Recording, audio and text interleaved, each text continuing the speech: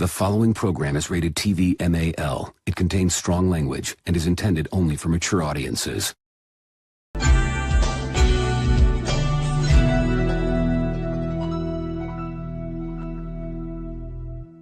We have to go back!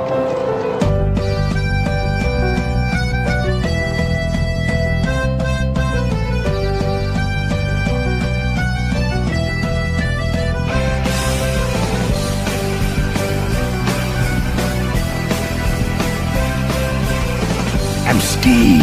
What a wonderful day!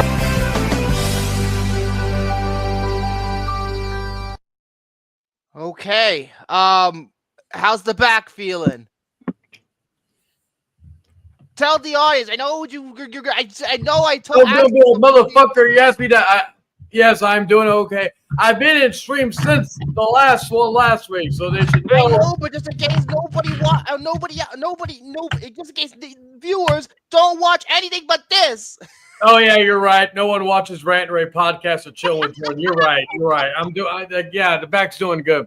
Yeah, I remember when I went in, like the popcorn panel people, they just started watching, and then when I left, it went back down to -5 viewers. Anyway, Jesus Christ. no, I'm doing good, Steve. Oh yeah. In terms of what you call it, the movie news of the day, I guess I want to say this right now. Black Bag has been beaten in terms of the most critically acclaimed movie this year by Ryan Coogler's Sinners, which is coming out this weekend. 99% rate on Rotten Tomatoes. That's insane to me. I knew it was going to get good reviews, but I didn't think it was going to get this good reviews. It's higher than Black Panther, for fuck's sake. Yeah, I'm hoping to maybe see it next week. I get my next check. I'm gonna try to, because I'm gonna resubscribe to AMC A-List. I was waiting until the new membership hits, because here in Texas, the AMC A-List is going up to $27. It is higher than Creed. And honestly, I think in terms of all of Ryan Coogler's movies, they're all phenomenal. Although I haven't seen Fruitvale Station. That's the only one I haven't seen. Really? You haven't seen Fruitvale Station? No, I haven't. I know, I haven't. But Creed, to me, is my favorite movie that he's done. And now this has higher, like Creed has a very high rate on Rotten Tomatoes. Black Panther for me. So I love Black Panther, don't get me wrong, but Creed, that movie is just so fucking good. That is so good. But yeah, I'm not surprised that it got good reviews. I'm just surprised that it's this high. I'm surprised. Speaking of new movies, who's ready for Eddington coming out in July, motherfuckers? Ari Aster's Sex Masterpiece. Fuck's sake. Oh, I would do a reaction trailer, but since you said Ari Aster's banned, I guess we can't even react to trailers, right? Pat, I remember.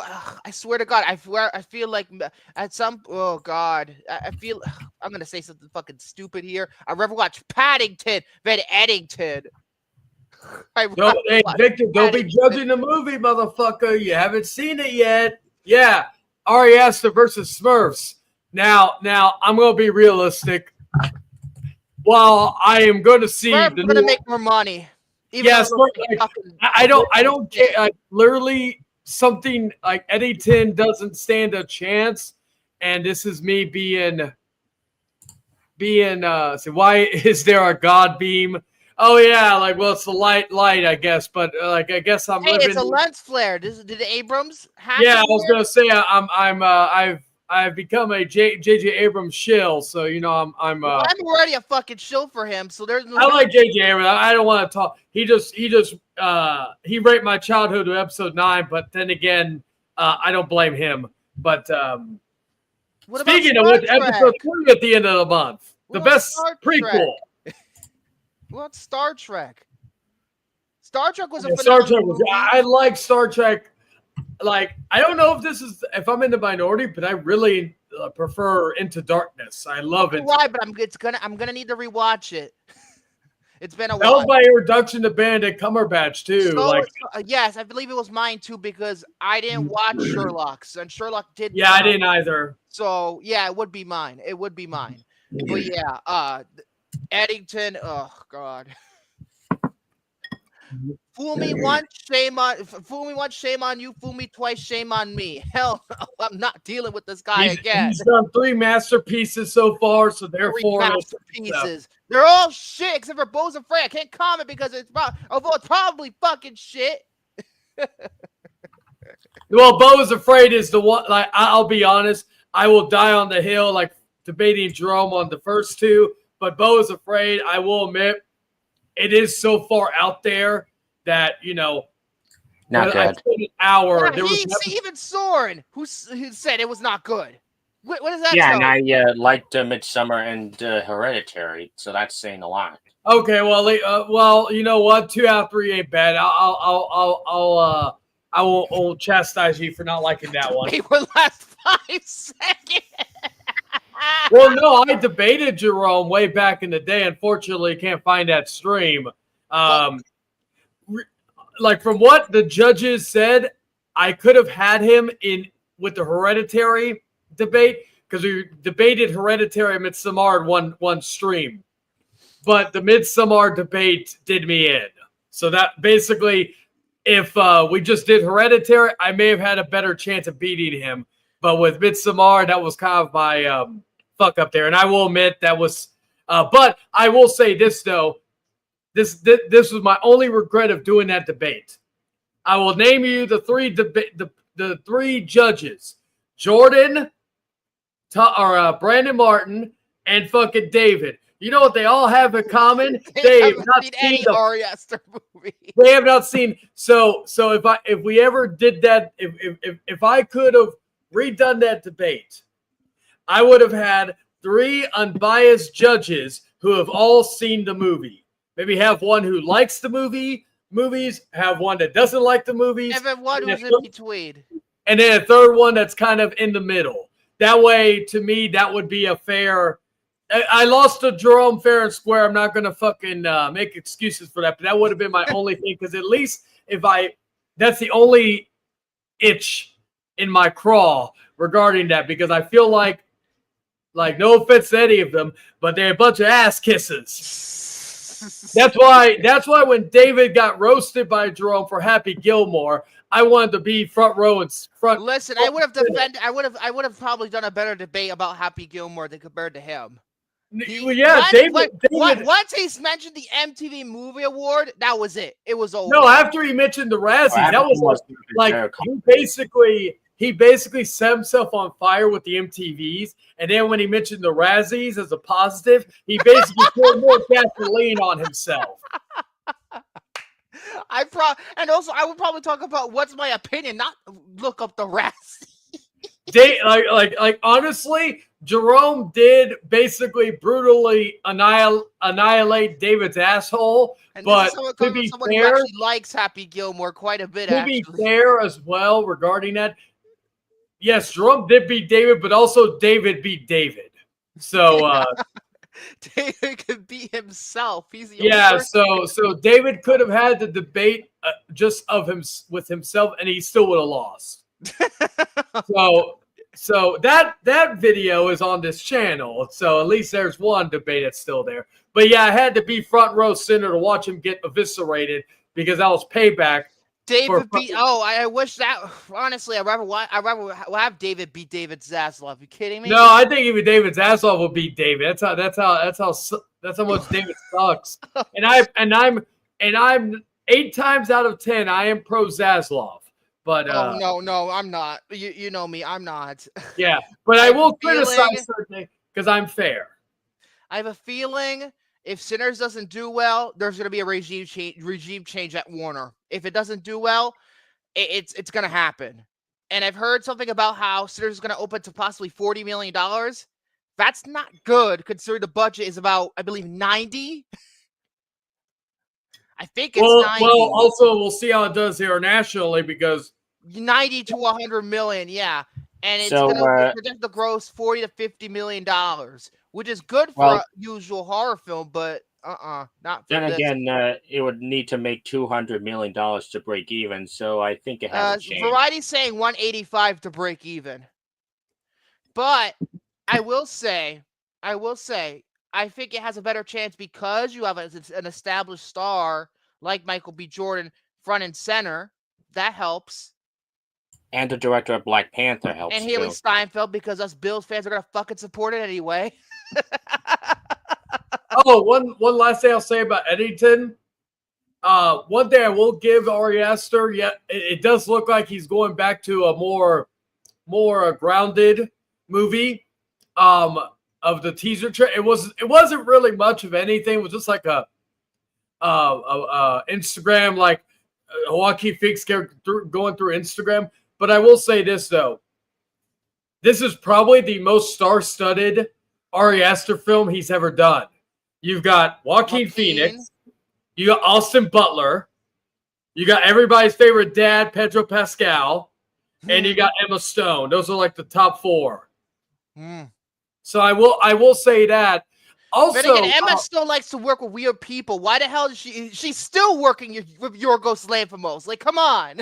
I will say this though. Has anybody seen those videos on Instagram about that movie called Weapons?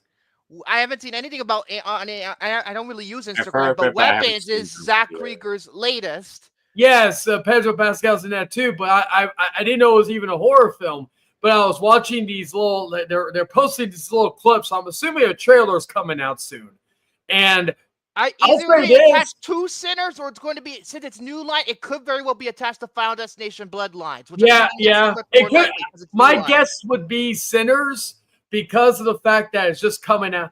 Wait, I thought he was. I swore I saw him in the casting.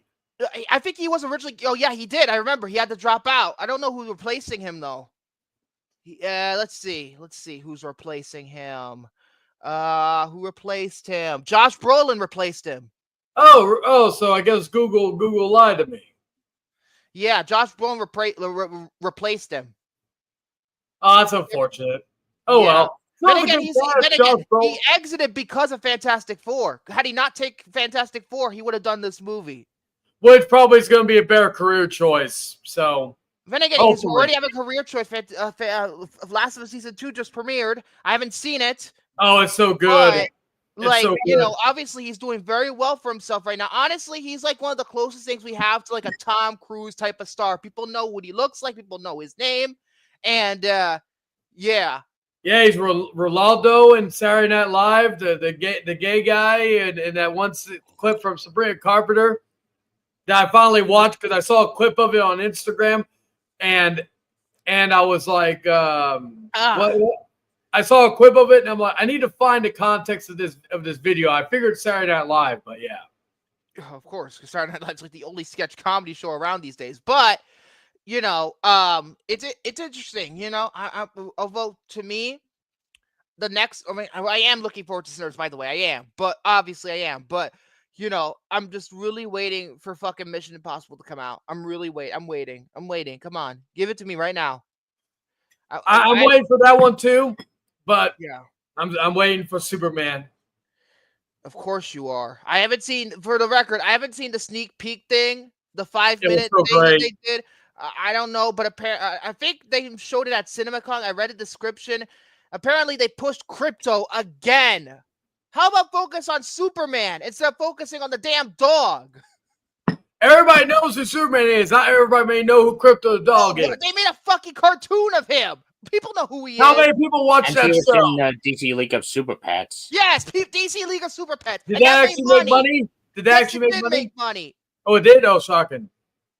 Came out. Okay, never mind. But still, that fucking Waiting for Superman. Oh yeah, that's a documentary. Isn't that a documentary? I'm pretty. Yeah, it's really good actually. Something else I was gonna say. We also got our.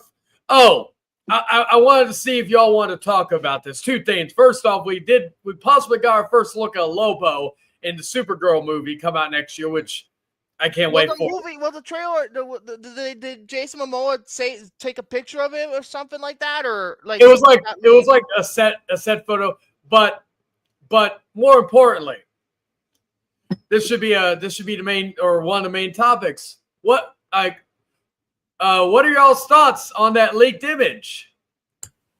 Looks good. I have to see the leaked image of the. No. Do you know what leaked image I'm referring to? The one that everybody was talking about. I don't know what leaked image you're saying. Oh, it has something to do with Robert Downey Jr. Oh, I haven't seen it. Oh my God, you call yourself movie fans? Well, Soren, have you seen it? The Robert Downey Jr. I'm assuming for Avengers Doomsday. Fine, I guess I'm going to have to be the one to show everything. no comment. You know me. If I say anything, I'm gonna go on a rant, and I'm trying not to rant today. I'm in a good mood today. I'm in a very good mood today, actually. All right, let's see. If they could fucking, even see it online, I mean, did Feige leak it himself? Did some asshole take a picture of it? Looks like it, although okay, here it is. Now this is not being confirmed. Paparazzi clown. 1 second. I'm trying to find a good photo of it because. So great. It's going to look like 144p on YouTube. Wonderful. You've seen it? No. I'm just assuming it's going to look like shit. Like the resolution of the image is going to be bad. Yeah, it's not the greatest quality. And there is of course speculation if it's real or not. But imagine if that shit was made by AI. If that image wasn't real, it was made by AI. Some people I've talked to that are more in keen to like the Hollywood stuff believe it's real. So, but let's come on, internet. Yeah, it does look a little blurry. He looks more like fucking Jack Black. It looks like he's looks like Kurt Russell from Guardians 2. He also reminds me of fucking if you add a red to his. Oh my God! Oh wow! A lot of people don't like this. Yeah, like if you take that cape and make it red, he looks like Magneto. He looks like Thor. Which make it red, and it looks like Thor. I mean, think about it. I mean, look at it. But this makes him look like Jack Black from the fucking Minecraft bullshit. The hair. Jack and Johnny. I will say this. Oh yeah, you're gonna go fucking crazy in the movie theater too, huh, Soren? Huh? God, fucking irritating. Don't worry, I'm gonna watch it online. So. God. How dare you support films, support filmmaking? You bunch of pirates. Anyway. I'm not spending money on Minecraft. Hell no. I wanted to take my girl. I wanted to take my girl to it on Monday, but she was what happened? Oh yeah, she basically wanted me to spoil her and buy her lots of snacks and dinner for just to see this movie. She'll watch Superman for free. She'll watch Superman for free, and yet for this, she has to get the dinner. Oh God! And popcorn drinks. I'm like, yeah, I don't mind spoiling her, but I'm a cheap bastard sometimes, and I don't want to spend too much on Minecraft. Anyway, my point is, though, you go to the matinee showings, you spend less money. No, I go to $5 Tuesdays at Santikos. Oh, I didn't know you had that local theater had $5 tickets. God, and if I'm an AMC member, which I am, I get $5 Tuesdays there. The one with Thomas Jane, True Anonymous. 2004, the 2004 movie. Anyway, so let me ask y'all, and this is the one, my only problem, because I like the outfit. I'm gonna say it. I like the outfit. The outfit's fine, but it's just how he looks. I don't even care about how he looks. As long as it's only temporary and he puts the mask on somewhere in the movie. But here's my thing though. Look at the middle of the chest. Do you think that's an arc reactor? I don't know. If you think, let me zoom in a little bit more. I know it's blurry, so it's going to be kind of hard, but let me see. Huh. Now that you mention it. This is going to be my only problem if that is an arc reactor, because that will mean this is not Victor Von Doom. This is a variant of Tony Stark. That would be fucking stupid if that would. If that's the case, I'm out. Or maybe he's just otherwise the outfit looks good. I like the outfit. I don't mind the look. I'd rather him be the actual dude, not some other bullshit. Here's the other thing. I don't mind the hair and I don't mind the beard because it's different. And plus, it's not like it doesn't look directly like Iron Man. You know, like when they show that cast, the chairs, the casting chair thing, and they showed Robert Downey Jr. at the end. I was like, I hope to God he's not going to look like that in Avengers Doomsday, because he basically looks like Iron Man. But this, okay. Now I will want to emphasize once again that we do not know. This has not been confirmed. But and also for anybody wondering, this is a rumor. I mean, rumors are bullshit. That's my motto. Here's the other reason, but I will say this though, I think it's real, and here's why. Okay, if you look at the image and look at the background, this ain't a green screen. This is for promotional. Yeah, it's like you take they do this, take a photo for the poster or toy or so whatever. we're gonna see this on your McDonald's cups, on your Burger King cups, on your fucking toy figures, your whatever your else seats. Yeah, your vibrators, like shit like that. You're gonna find out a lot of stuff. So my point is, Lightning McQueen everywhere. Why can't him? It's not like Superman and Lobo or Supergirl and Lobo where we'll set photos where it was in set this and again you can tell it's not a green screen, so it's more so and how he's posed. There is a picture of his back too, so it could be that they did one for the front, did one for the back. Now people may ask, how did this get leaked? Well, people leak stuff anonymously. Again, this. Again, like I said it before, and I'll say it again. Feige leaked this himself. He could have. That is fair. Because look at how Paramount and Spyglass handled the Scream 7 casting when fucking Matthew Lillard and what the fuck's his name from Scream 3? The hell's his name? Scott Foley are coming back. They said it outright. They didn't they didn't hesitate. Probably to prevent the leaks. To be honest. Yeah. Oh, but we still don't know in what capacity that they're in. But to me, it could very well be possible that Feige leaked this shit himself to prevent anything from any bullshit happening. Because it is possible. Because, with movies like this, sometimes, people slip through the cracks. So, leaking it themselves would be smart on their part. So that way, they would have, they would prevent shit like that from, happening. It happens sometimes. Anyhow. Yeah, I just think he looks too much like Jack Black. I think he does. I think he really does look like Jack Black. So, in the meantime, I guess, even though it's not going to be my topic for today, I have something similar to what Shane's probably going to do. Keyword being probably. I guess I'll rapid fire for 2 movies that I saw over the week, this past week. I guess I'll start off with Mickey 17. I'm in the middle on it, to be honest. I'm in the middle on this movie. Not great. I just think it's okay. I didn't think it was great. I didn't even think it was good, but I just thought it was okay. It didn't offend me. But considering this is Bong Joon-ho following up Parasite, I don't know. This is kind of a disappointment. I felt like it was Robert Pattinson was good in it. I'll give you that. Very good in it, in fact. But the movie is just so off kilter and too offbeat. I'm not surprised why this thing tanked. I mean, I'm not surprised because even the trailers don't do justice how offbeat the fucking thing is. Pretty much what it is, it's kind of also. I don't know if you noticed this, Soren, but this movie's kind of a ripoff of Starship Troopers. It's about the same fucking thing. I haven't seen Starship Troopers, so I can't say. Oh, great. But, if you compare Mickey 17 and what that movie's about to Starship Troopers, yeah, it's pretty much about the same fucking thing. It's pretty much about a fascist regime taking over a group of aliens, or in Starship Troopers' cases, bugs.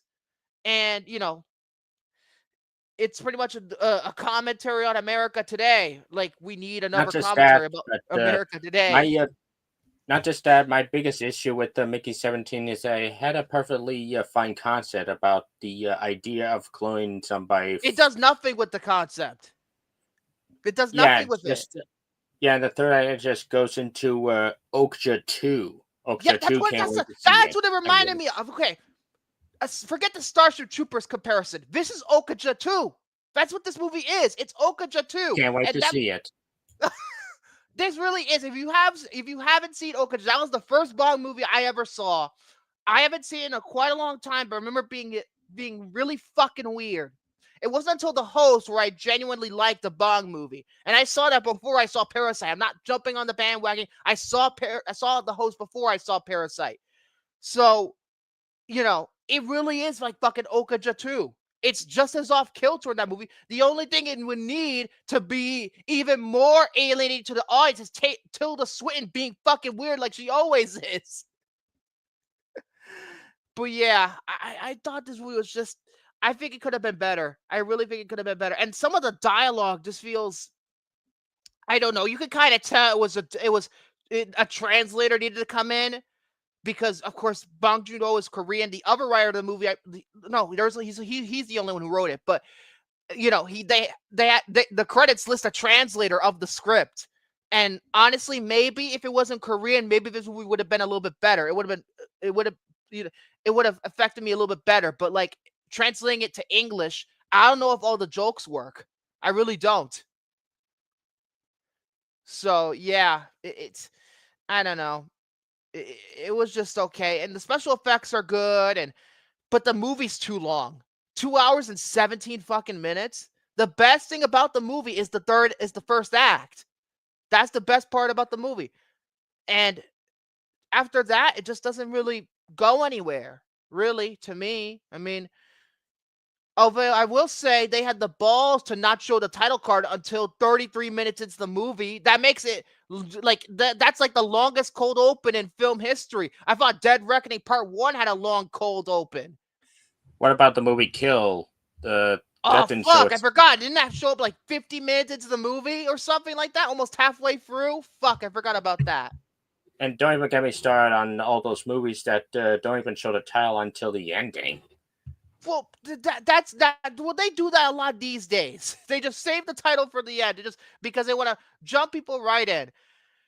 The other movie, okay, actually, I have other movie I want to talk about. I have seen Black Bag, for the record. I did like that movie quite a bit. Then again, I'm a bit of a Steven Soderbergh fan, but I will say this right now: I think I prefer Presence over Black Bag. I think I do, and I'm in the vast minority, but I think I did. But I'm gonna. But again, with Black Bag, I feel like I'm gonna give it another rewatch. I feel like I didn't understand the whole thing properly. I'm gonna need to give it a rewatch. But the movie that I really fucking hated, that I really didn't like, I don't even know this is divisive. I don't think it is. It's a divisive movie, but I think this opinion is not going to be controversial. I hated The Monkey. The Monkey was fucking terrible. This is Osgood Perkins. And what the fuck is this? That was half good. I thought it was awful. I thought it was so bad. I knew it was a dark comedy, for the record. I knew, but it's not funny. And most of the dialogue, it feels like it was written by AI. Like, come on. Like, Osgood Perkins did Long Legs, which I prefer better. This movie, I don't know what the fuck is this. And it has like, to me, some of the performances are fucking terrible in it. The only guy who did a pretty good job given the material was Theo James, and he was the only good guy in it. Like, fucking everybody else was terrible in it. Like, pretty it was much no one was likable, especially in the second half. And also, you could argue none of the characters in this movie are likable. Or at least you don't at least in terms of, like, I get it. Certain movies I do like have unlikable characters, but you gotta have a point to it. This movie has a pretty the point of the unlikable twin brother. To me, that was stupid. That was so stupid. Yeah, and because of that, its message is trying to go for reconciliation, because just kind of fell flat for me. I mean, my God, I feel like to me, like, Oscar Perkins is no Frank Darabont or Mike Flanagan when it comes to Stephen King material. Not counting The Mist because fuck The Mist, but like Frank Darabont and Mike Flanagan are the masters of Stephen King adaptations. Oscar Perkins can't do it. I don't know. This movie kind of ticked me off a little bit. This movie felt like if the movie was trying to be intentionally bad, it failed miserably. If it was trying to be good, it also failed. Because, good Lord, that was, to me, oh my God. Like, the only part I laughed in was the scene where the woman gets electrocuted in the pool. That's the only funny part in that entire movie. That's the best scene. Everything else fucking sucked. This feels to me like some poor man's Final Destination. Except they didn't have the fun that Final Destination has. It was trying to take itself way too seriously for a dark comedy. Way too seriously. And like some of the like logic gaps in it. Oh my God. Like for example, the twin brother bullying the other brother with the girls at the school. I'm like, where the fuck did that come from? And the flashback, like, where the fuck did that come from? Why were they being mean to him? They don't even know him. So many holes. Really, it's fucking ridiculous. And, oh, man. And also, to me, I feel like the resolution felt like it was nothing. Like, they were trying to have this moment. Like they were trying to have this moment of reconciliation, and then the monkey kills the other guy anyway. I'm just like, what? Yeah, and I didn't buy the relationship with the son either. I didn't buy that either. The son was too deadpan for my taste. I mean, my God, like this movie has so many problems. I'm like, no wonder. And I think people have kind of fucking turned on Osgood Perkins because of how divisive this movie was. Longlegs was pretty well liked. This movie has a fucking 2.8 on Letterboxd. I mean, Jesus Christ. Why?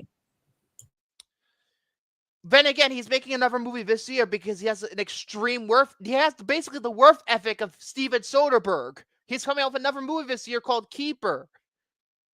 Well, then again, these types of movies are pretty easy to make compared to something like Avengers. So. Yeah, but I would think that most directors, even if the movies aren't don't have very big budgets, usually they spread it out. He's like Steven Soderbergh, popping one after the other. So I don't know. Maybe Keeper will be a better movie. He's not writing it, which makes me have hope because if there's any indication that he needs to take a little bit of a break from writing, it's this movie. Really, it felt like most of the movie was written by AI. It really did. It felt so unnatural. But again, the acting was also unnatural, so I don't even know. I don't know. Also, the monkey wasn't scary. The monkey was not scary. He looked like something you would see in a fucking box art for a fucking Nintendo 64 game. So, yeah, the monkey, that movie blew. It really did blew because to think that he would follow up Longlegs with this, to me, that's just like going straight downhill. I'm just like, it's just one of the biggest downfalls in terms of like following up your most successful movie. I mean, my goodness. And also, I feel like the kills were not creative. They felt generic. I don't know. It's just, I know most of his movies are divisive. I know Gretel and Hansel especially. I mean, oh my God. People tell me either that movie, people love it, or people tell me it's fucking boring as shit. So, I don't know. Hopefully his next movie is better. I'm not keeping my hopes up. I'm going with lower expectations, but we have to wait until October to see that. So we'll see. I guess, because man, was that bad.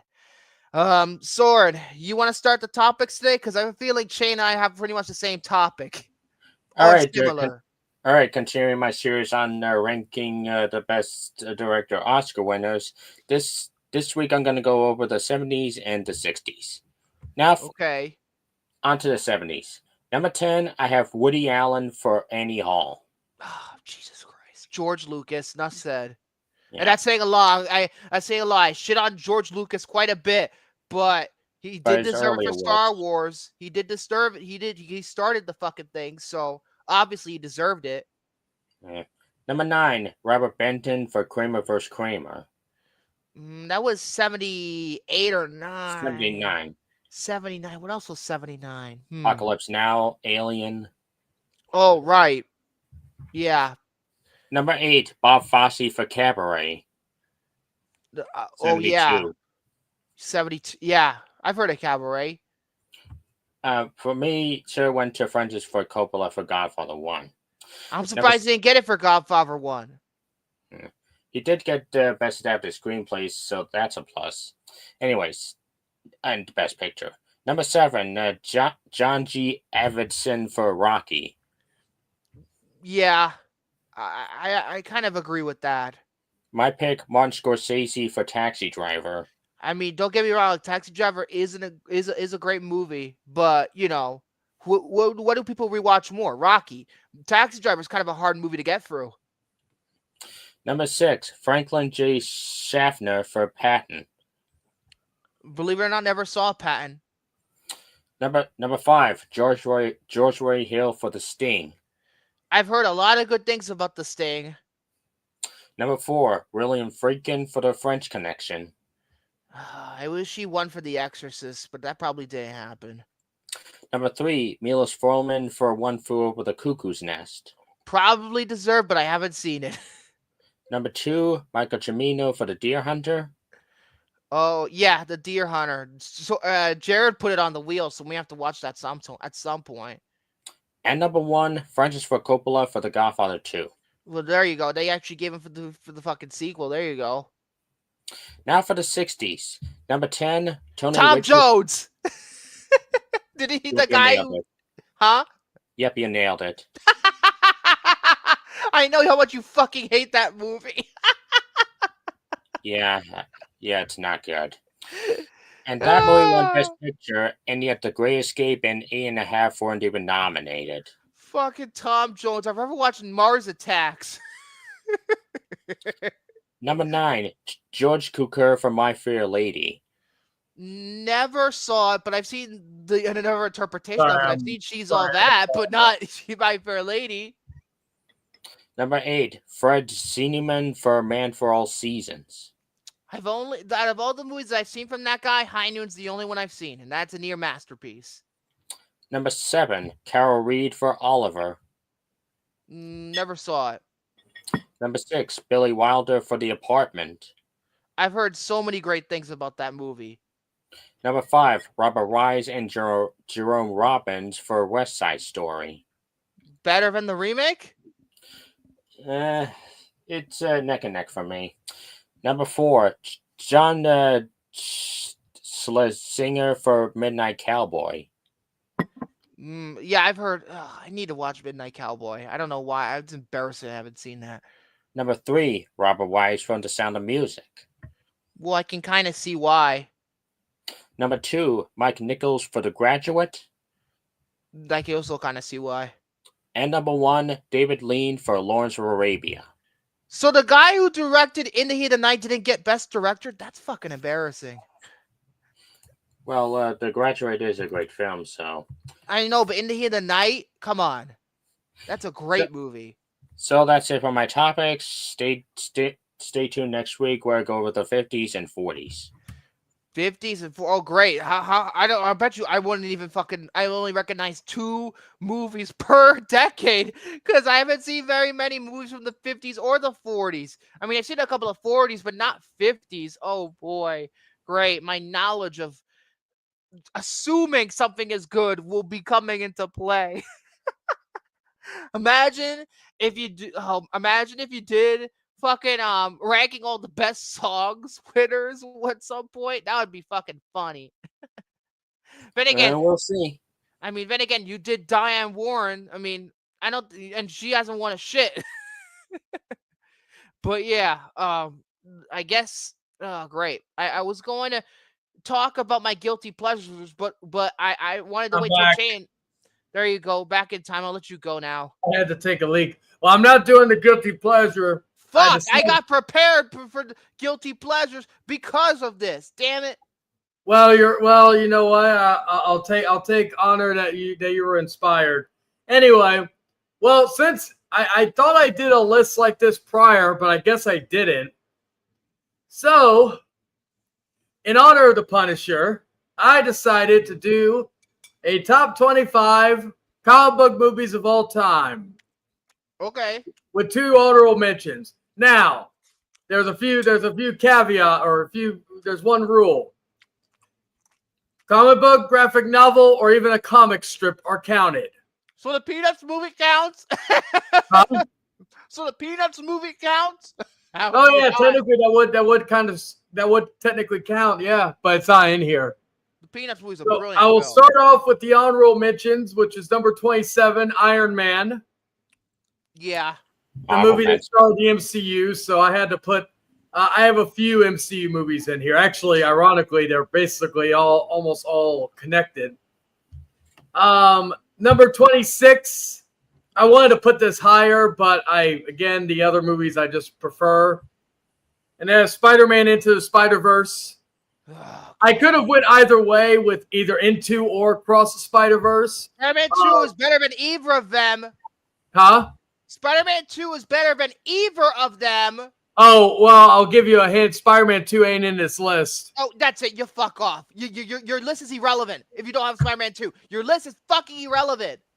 They're both masterpieces. Thank you. Oh, actually, I didn't have how dare I? I thought I put this in here. Okay, well, I guess let me edit this real quick because there was one I didn't have. Oh, great. Luckily, it's nothing too how do I let me fix it. Okay. Yeah, because I forgot there was a movie that I'm sure I swore I thought I put on here already, but I guess I didn't. So that would have been so technically it's 3 honorable mentions then. Okay. My bad. Let me fix this real quick. One time I did this list way early and I didn't, and I thought I had everything corrected. Anyway, so where would it go? And I'll put it there. Give me a second. All right. God, you take Where's the rat? Okay, there we go. I'm satisfied with that. Anyway, so Iron Man is 28, Spider-Man is 27 now. Number 26 is Hellboy. Hellboy's a great Hellboy movie. 1 and 2 are good movies. I haven't seen the sequel. I haven't seen the first one in a very long time either. Yeah, the original Hellboy, not the reboot with David Harbour. The reboot is fucking terrible. No, the Crooked Man. And yes, that's an actual movie. I need to watch that actually. Oh, God, number 25 is Captain America: The Winter Soldier. Great. Yeah, that one I wish I did. I wish I could put higher, but and again, also mind you, I am putting animated movie like even there is I think one movie that did not have a theatrical run that is in here. So also anyway, number 24 is The Mask. Yes, that is based on a comic book. The Mask is good. It's very different compared to the comic book. Yes, that's why it's more lighthearted. It's more fun. It's more for families. You know what, Jose? It's not better than the Spider-Man film I have in my list, but I agree with that actually. Anyway. No, it's not. It's not. That's bullshit. That is bullshit. How dare you put down Spider-Man 2? Both of y'all. Number 23, Dread.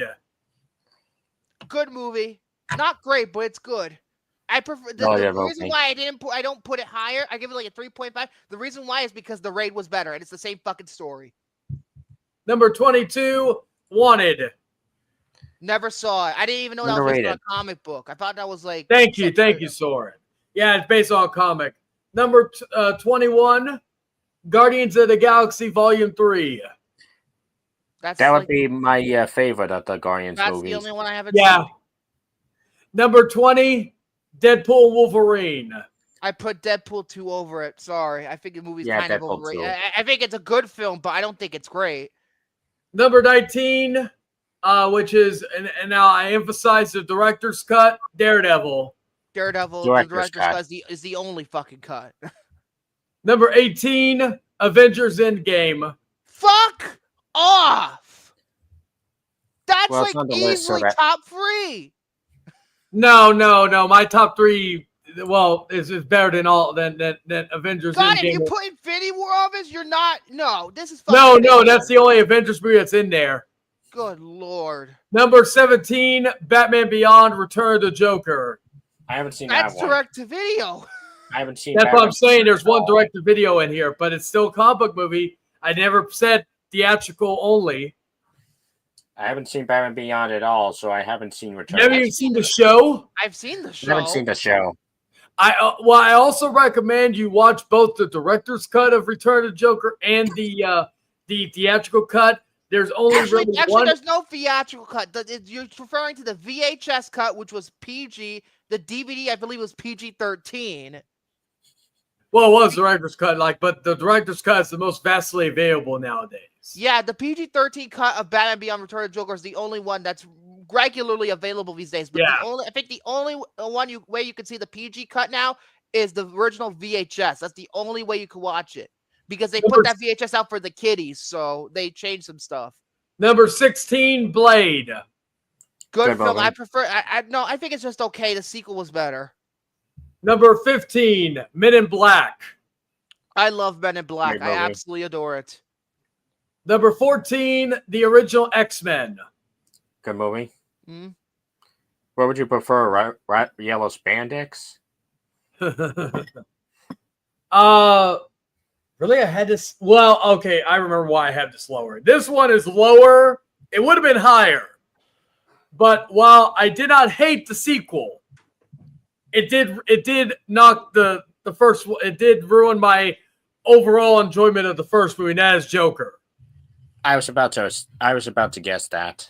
Yeah, Joker. I don't think I even put Joker on this list. I mean, it's a good film. Don't get me wrong, but it's been fucking tarnished now thanks to the sequel. I don't even know if I even go back to it anymore. I can still watch it, but it does knock a score or two And off. plus, I feel like now a lot of stuff that the movie tried to warn people about is happening in real life. That's a little too close for comfort for me. Now, I will also say regarding Joker Folie à Deux, I did not hate it, but I also understand why, because I did finally watch it. I don't hate it. Folie Do is underrated. Huh? Folie Do is underrated. A lot of people shat on it. Number 12. I mean, you know it's bad when William he hated that movie real bad. Number 12, V for Vendetta. Great movie. Great That's movie. like the best Wachowski movies not directed by the Wachowskis. At least they fucking wrote it, but they didn't direct it. Number 11, Batman Mask of the Phantasm. Great movie. Another masterpiece. Honestly, I prefer that over the Burton and Schumacher movies around that time. It's I a still very love good movie. what's Batman Forever. I will say that. Master of None is a very good movie. Number 10, this list probably is not too much more controversial, but number 10, Zack Snyder's Justice League. I wouldn't even movie. put it in an honorable mention. It's a 4-star movie. It's too fucking long as it The stands. 5 out of 5 film. It's You too shut your whore fucking mouth. long. You cut out basically about a fucking 2/3. You could cut out about an You hour shut of it. your whore and mouth. then That's a masterpiece. No, it is not a masterpiece. It's flawed. That last 30 fucking minutes should have been fucking cut. It's all You should single be figure fucking movies cut. that we will never get. Wake up. Number 9, 30 Days of Night. I still Good need to see film. that movie. Good film. Number 8, A History of Violence. That's a phenomenal movie. Which Great is what Jordan looks like now. He looks like a Viggo Mortensen's brother now with that haircut. There you go. I think that or The Flyer is my favorite Cronenberg. But again, I haven't seen very many Cronenberg, so what do I know? Number 7, the movie we're talking about today, The Punisher. Thomas Jane Punisher. Underrated film. I would also put The Punisher Warzone as an underrated movie. Oh like God, I don't guilty even know if pleasure of anyone mine. touched that movie. number 6, The Dark Knight. Great That's my film. number I one. think it should have been a little higher. It's my Number favorite movie. 5, what I think is like also another honorable mention. I can't believe I didn't put it in here. Watchmen, but Watchmen's fucking phenomenal. But my number 5, which is still to me Zack Snyder's best comic book movie, and that is the masterpiece that is Man of Steel.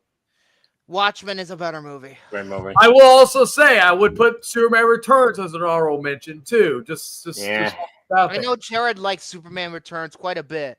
Number 4, the best Spider-Man movie, Spider-Man 3. No, I'm kidding. The original Sam Raimi Spider-Man.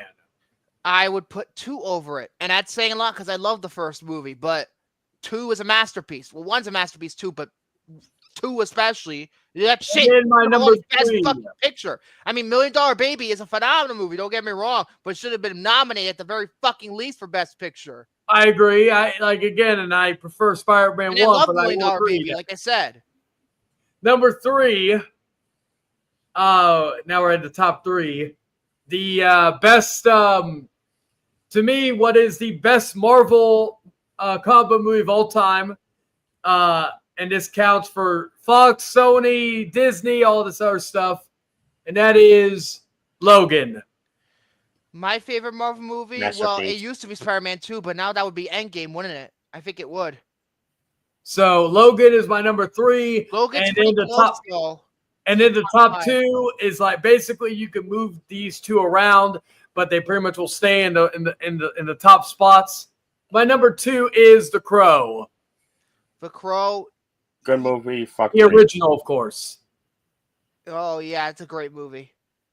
And then my number 1, the best Batman film of all time with the greatest Batman of all time, and that is Batman and Robin. No, I'm kidding. It's the Batman. I'd put The Dark Knight over it. I would, and I love Matt Reeves, but the Dark. I think, to me, like Matt Reeves has yes, he started out very fucking well with the Batman, but he needs to. With this sequel, it's going to be rather important, and the execution of it. And again, I don't even know if that movie's ever gonna come out because they keep delaying it and just shit. Come on. When is it coming out now? 2027? Jesus Christ. Yeah. Yeah, fucking way to go, Zach. The dinosaurs. The Ice Age. The Ice Age. Oh. Oh, God. I guess I'll go over my fucking guilty pleasures now because I made the list for nothing, but still, I guess I can. I have 33 movies in this thing that I Damn, put you went together. overboard. I probably only went with 10. I go through this pretty quick. They're in no particular order. They are as follows. When a Stranger Calls, 2006. I haven't seen it. What the fuck? What? What's the problem with that? I like that movie. And you criticized me for fucking Ari Aster. That movie, Ari Aster's movies has more plot and what the fuck? Come on, dude. It was actually pretty good. Go ahead. Next. Here we go. I have to mention Jay and Silent Bob Strike Back now. Ben Affleck was the bomb in Phantoms, yo.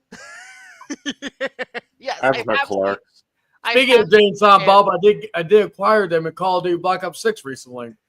Oh, I need to get them for Black Ops 6. It was only 2,800 points. I already had 1,100 points. I haven't touched Black Ops 6 in a couple of days. I might as well just go back on there and play it. Yeah, I just hit Prestige 8. I know I've been. Is it worth it going to Prestige? Because I already maxed out. I don't even know if it's even worth it. Well, Prestige, you get some extra stuff. Like you got the Bagman from fucking Black Ops 1. You really just get like cosmetics and shit, some skins and stuff. It's cool. And all that, but like I don't know, because I've really only gotten as far as probably Prestige 3, because usually I get bored of but this one's that kept me motivated. Okay. Well, my girl's really at the time she was really into Black Ops, so she got me to start doing that more. So but yeah, now she's not interested. Go ahead. Phantoms is actually a pretty solid movie, even with that joke. It's actually a pretty solid movie, at least to me it is. Next, Black Christmas 2006. The only one I like. I haven't There you seen go. any of them besides 2019. I admit the movie is very flawed, but I think it has some good elements to it. It's the best Black Christmas remake. We don't talk about the 2019 one. Next we don't up, talk about it. this guy is relevant because he just had a movie come out. The Beekeeper, the latest movie in terms of release date on the Guilty Pleasures list. Beekeeper. You know what? That one wasn't. I watched it It's a on movie. Prime, I think. That one was really fucking good. Like as It's an fucking action. ridiculously hilarious. How it's hilarious. It really Yeah. did deserve all the buzz back in the day. Oh, for fuck's sake! You I just have not can't seen A Working Man, believe by the how way. It just ridiculous came out is. digitally, so I might as well check that out at some probably this week or whatever. It Next, got bad reviews, but it did well at the box office. So next, I don't even know if anybody remembers this movie, Ticket to Paradise with George Clooney and Julia Roberts. I thought the movie was I've heard fine. that, I haven't oh seen it. yeah, that one. Yeah, that one was fun. I thought it was fine. Not something I would watch again, but I thought it could have been a hell of a lot worse. Next up, oh god, this is embarrassing. Mighty Morphin Power Rangers, the movie, the one Ivan Haven't Ooze seen in it, Nerd. the one with fucking Ivan Ooze. Oh my god, Ivan Ooze is fucking. And again, I am a PR fan, and yes, before anybody asks, even though I don't know if anybody knows this, I am looking forward to the reboot. They're rebooting the show for like it's supposed to be like. It's not supposed to be. It's supposed to be a little bit more mature. It's supposed to be for Disney Plus. Shockingly, this Power Rangers coming back to Disney. I was like, what the fuck? They're going back to Disney after they let go of them, and now they're coming back. I don't know. Hasbro is involved in the project. They own the license. Speaking of which, just Disney is producing it. after I get done with this episode, I'm gonna be watching the season finale of Daredevil Born Again, baby. Anyway, it's been great. Next up, Van Helsing. Oh, I like that one. Another one I haven't seen. This movie is ridiculous, but it knows it's ridiculous.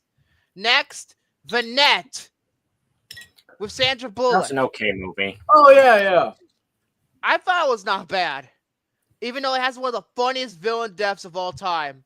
The way that Jeremy Northam goes out in that movie is fucking hilarious. Next up, Eraser. I haven't seen that Schwarzenegger movie. I haven't heard of it.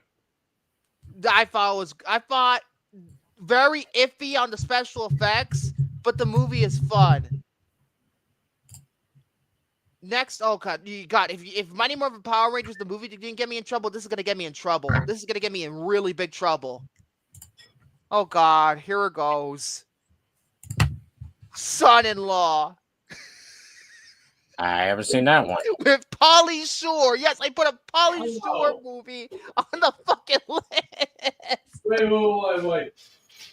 Did you say you put a Pauly Shore movie on the Yes, list? I put Son-in-Law in there. Get out of here. Welcome everybody to the Popcorn Pale Fuck off. Podcast. That's like the only Pauly Shore movies I can fucking tolerate. That's the only ones I can tolerate. There's no movies you can tolerate, so for that, be gone.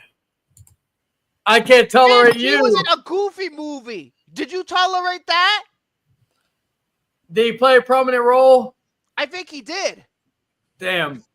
All right. Speaking of Disney movie, have either of you two seen the Disney Plus I documentary? haven't seen the doc yet. I need to. I got to also watch the documentary on WrestleMania 9. So there's a few documentaries I got to catch Next up up- on this week. Passenger 57. I've heard of that one, but I've never seen it. Everybody knows the Always Bet on Black line, but hardly anybody's seen it. Next, Reign of Fire. Oh, that one's a great One one. movie. Ridiculous post-apocalyptic London with dragons, but it's fun. I like that. I don't think anybody's fucking heard of this movie. Next one, the American version of Night Watch with Ewan McGregor. No, I haven't heard of that one.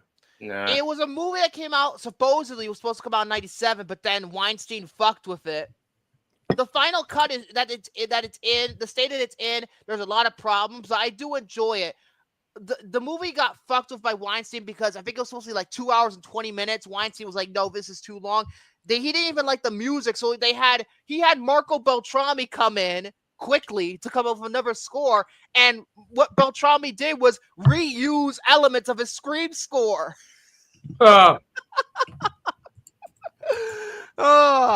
Next one, The Replacements with Keanu Reeves and Gene Hackman. Oh, that's one of my mom's favorite movies of all time. That movie is so fun. It's so funny. It's a fun one. Next, the Mighty Ducks trilogy. I haven't seen any of those. All three of them. Although, if I have to pick which one was my favorite, D2 is my favorite. Yeah, they're silly kids movies about a fucking hockey team, who has to beat the odds. But you know what? They're fun. D3 is probably the weakest of them, though. I will admit that. But D2, that one's my favorite. And that franchise introduced us to Joshua Jackson and Eldon Henson. So I guess it made good of that. Next, Stigmata. Oh, yeah. Ironic that it's Easter week that I'm bringing this movie up, but I thought it was pretty middle of the road. It's not as bad as people made it out to be. Oh, God. The Pacifier. Oh, yeah. I haven't seen that one, but I did see a similar movie with Dave Bautista. Oh, God. My Spy. I thought that was terrible. I like that one. The Pacifier, I admit, that's mainly because I grew up with it, but like how I am with Sky High. Even The Pacifier, I grew up with that one too, so. Oh, fuck. I forgot to put End of Days on this fucking list. Damn it. End of Days is a great one. You're a fucking choir boy compared to me. A choir boy. Next, Volcano. Oh, yeah. For the record, I haven't seen Dante's Peak, so I can't compare the two. I know they came out the same year, but I haven't seen Dante's Peak. Next, a movie that I championed. I saw this movie months before it came out at an early screening. And I was championing this movie to become a moneymaker and maybe get some solid reviews. Guess what? It didn't do any of that. Strays. Yeah. Oh, yeah. Strays was fun. Yeah, I tried to champion that movie. I got the fucking... I made much I was the shill for Strays, and yet that movie flopped. I actually had the IMAX poster for that movie while I was working. Actually, he's an assistant to the producer. Kevin Feige did work on Volcano, but he was the assistant to... I think it was Lauren Schuler Donner, who was one of the producers. Next up, I don't even know if anybody remembers this movie, Clock Stoppers. Oh, yeah, Clock Stoppers. Yeah, I remember that one. I still need to see that. I have the Blu-ray. I haven't seen it in many years. I haven't seen it in about 10 years, but I'm putting it on there because I remember liking it. Next up, thank God Romy's not here because he'll probably kill me. Paul Blart Mall Cop. The first one, not the sequel. The first one, not the sequel. The sequel fucking stinks, but the first one. Oh, you know what? Romy ain't here, but I'll do it for you. Be gone. Just shut up. Adam Sandler shield. I loved you as Paul Blart. That was Kevin James. He's an Adam Sandler suck cock, so you're an Adam Sandler. I don't suck his cock all the time. I hated Jack and Jill. You said I hated suck his Bucky cock all the Horse. time? Bucky Horse is one of the worst films I've ever seen. Always been on Blart. Next. Oh boy. Oh, what happened? Oh God, hold on. I got the trigger finger ready in case you get booted. Next. I Am Number 4. Does anybody remember this movie? Oh yeah, I saw that when it came out. I remember it. I haven't seen it. I thought it had potential, but just like it was. I guess it was supposed to start a franchise, but it didn't. Just like Beautiful Creatures, I enjoyed that one. That one of the rare YA movies that didn't make hundreds of millions of dollars.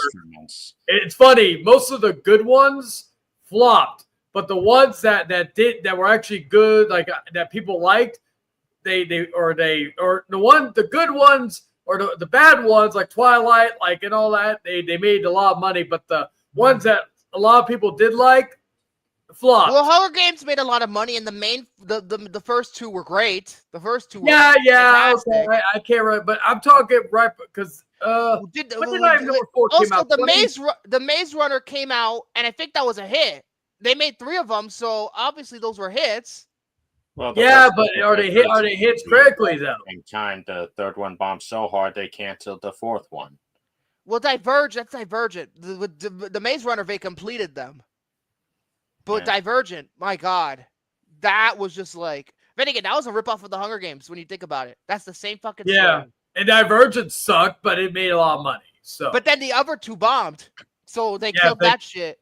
Yeah, that was one of the rare times that the people in the like the people in the crowd, like in the audience, actually decided to do something smart. But hell, I can't shit on the audience because I'm just happy that Warner Brothers, like, what's funny though, even if Sinners bombs, I don't think that's gonna like we talked about regime change earlier, but I think potential regime change. The regime change hasn't happened yet. Well, yes, but if you said Sinners bombs, I think with the unexpected success of the Minecraft movie, I think Michael DeLuca and Pam Adley are going to stay on a little longer because Minecraft made money, but I don't know how long they're going to last. Yeah, I they think are going to still get fired. Because they may be able to handle Sinners if it bombs because of the fact that Minecraft did so well. And again, I think if Superman bombs, they're fired. It's very simple. Huh? If Superman bombs, they're fired. Yeah. And I don't even think Superman's going to make boatloads of money. I don't think it's going to make boatloads of money. I think maximum $300 million worldwide. Which is not bad. Maybe 400, but that's this movie I don't think is going to make a lot of money, but it's the first in this series that I think if the goodwill is there, I think it will and James but again, we can't like James Gunn, I think will. I always wonder because did the Suicide Squad make money or did it bomb? The Suicide Squad completely flopped. Well, I know it got released on Max, so I couldn't remember. It flopped bad because I saw it in theaters. I think that was during the second wave of COVID. So yeah. So hopefully. Because outside of that, he's done good financially with the Guardians movie, so we'll see. Next, The Crow Salvation. This is the best Crow sequel. Enough said. Yeah, I can't argue with that. Now, I will say this though: if I had to put a fucking guilty pleasure one, I would put Wicked Prayer.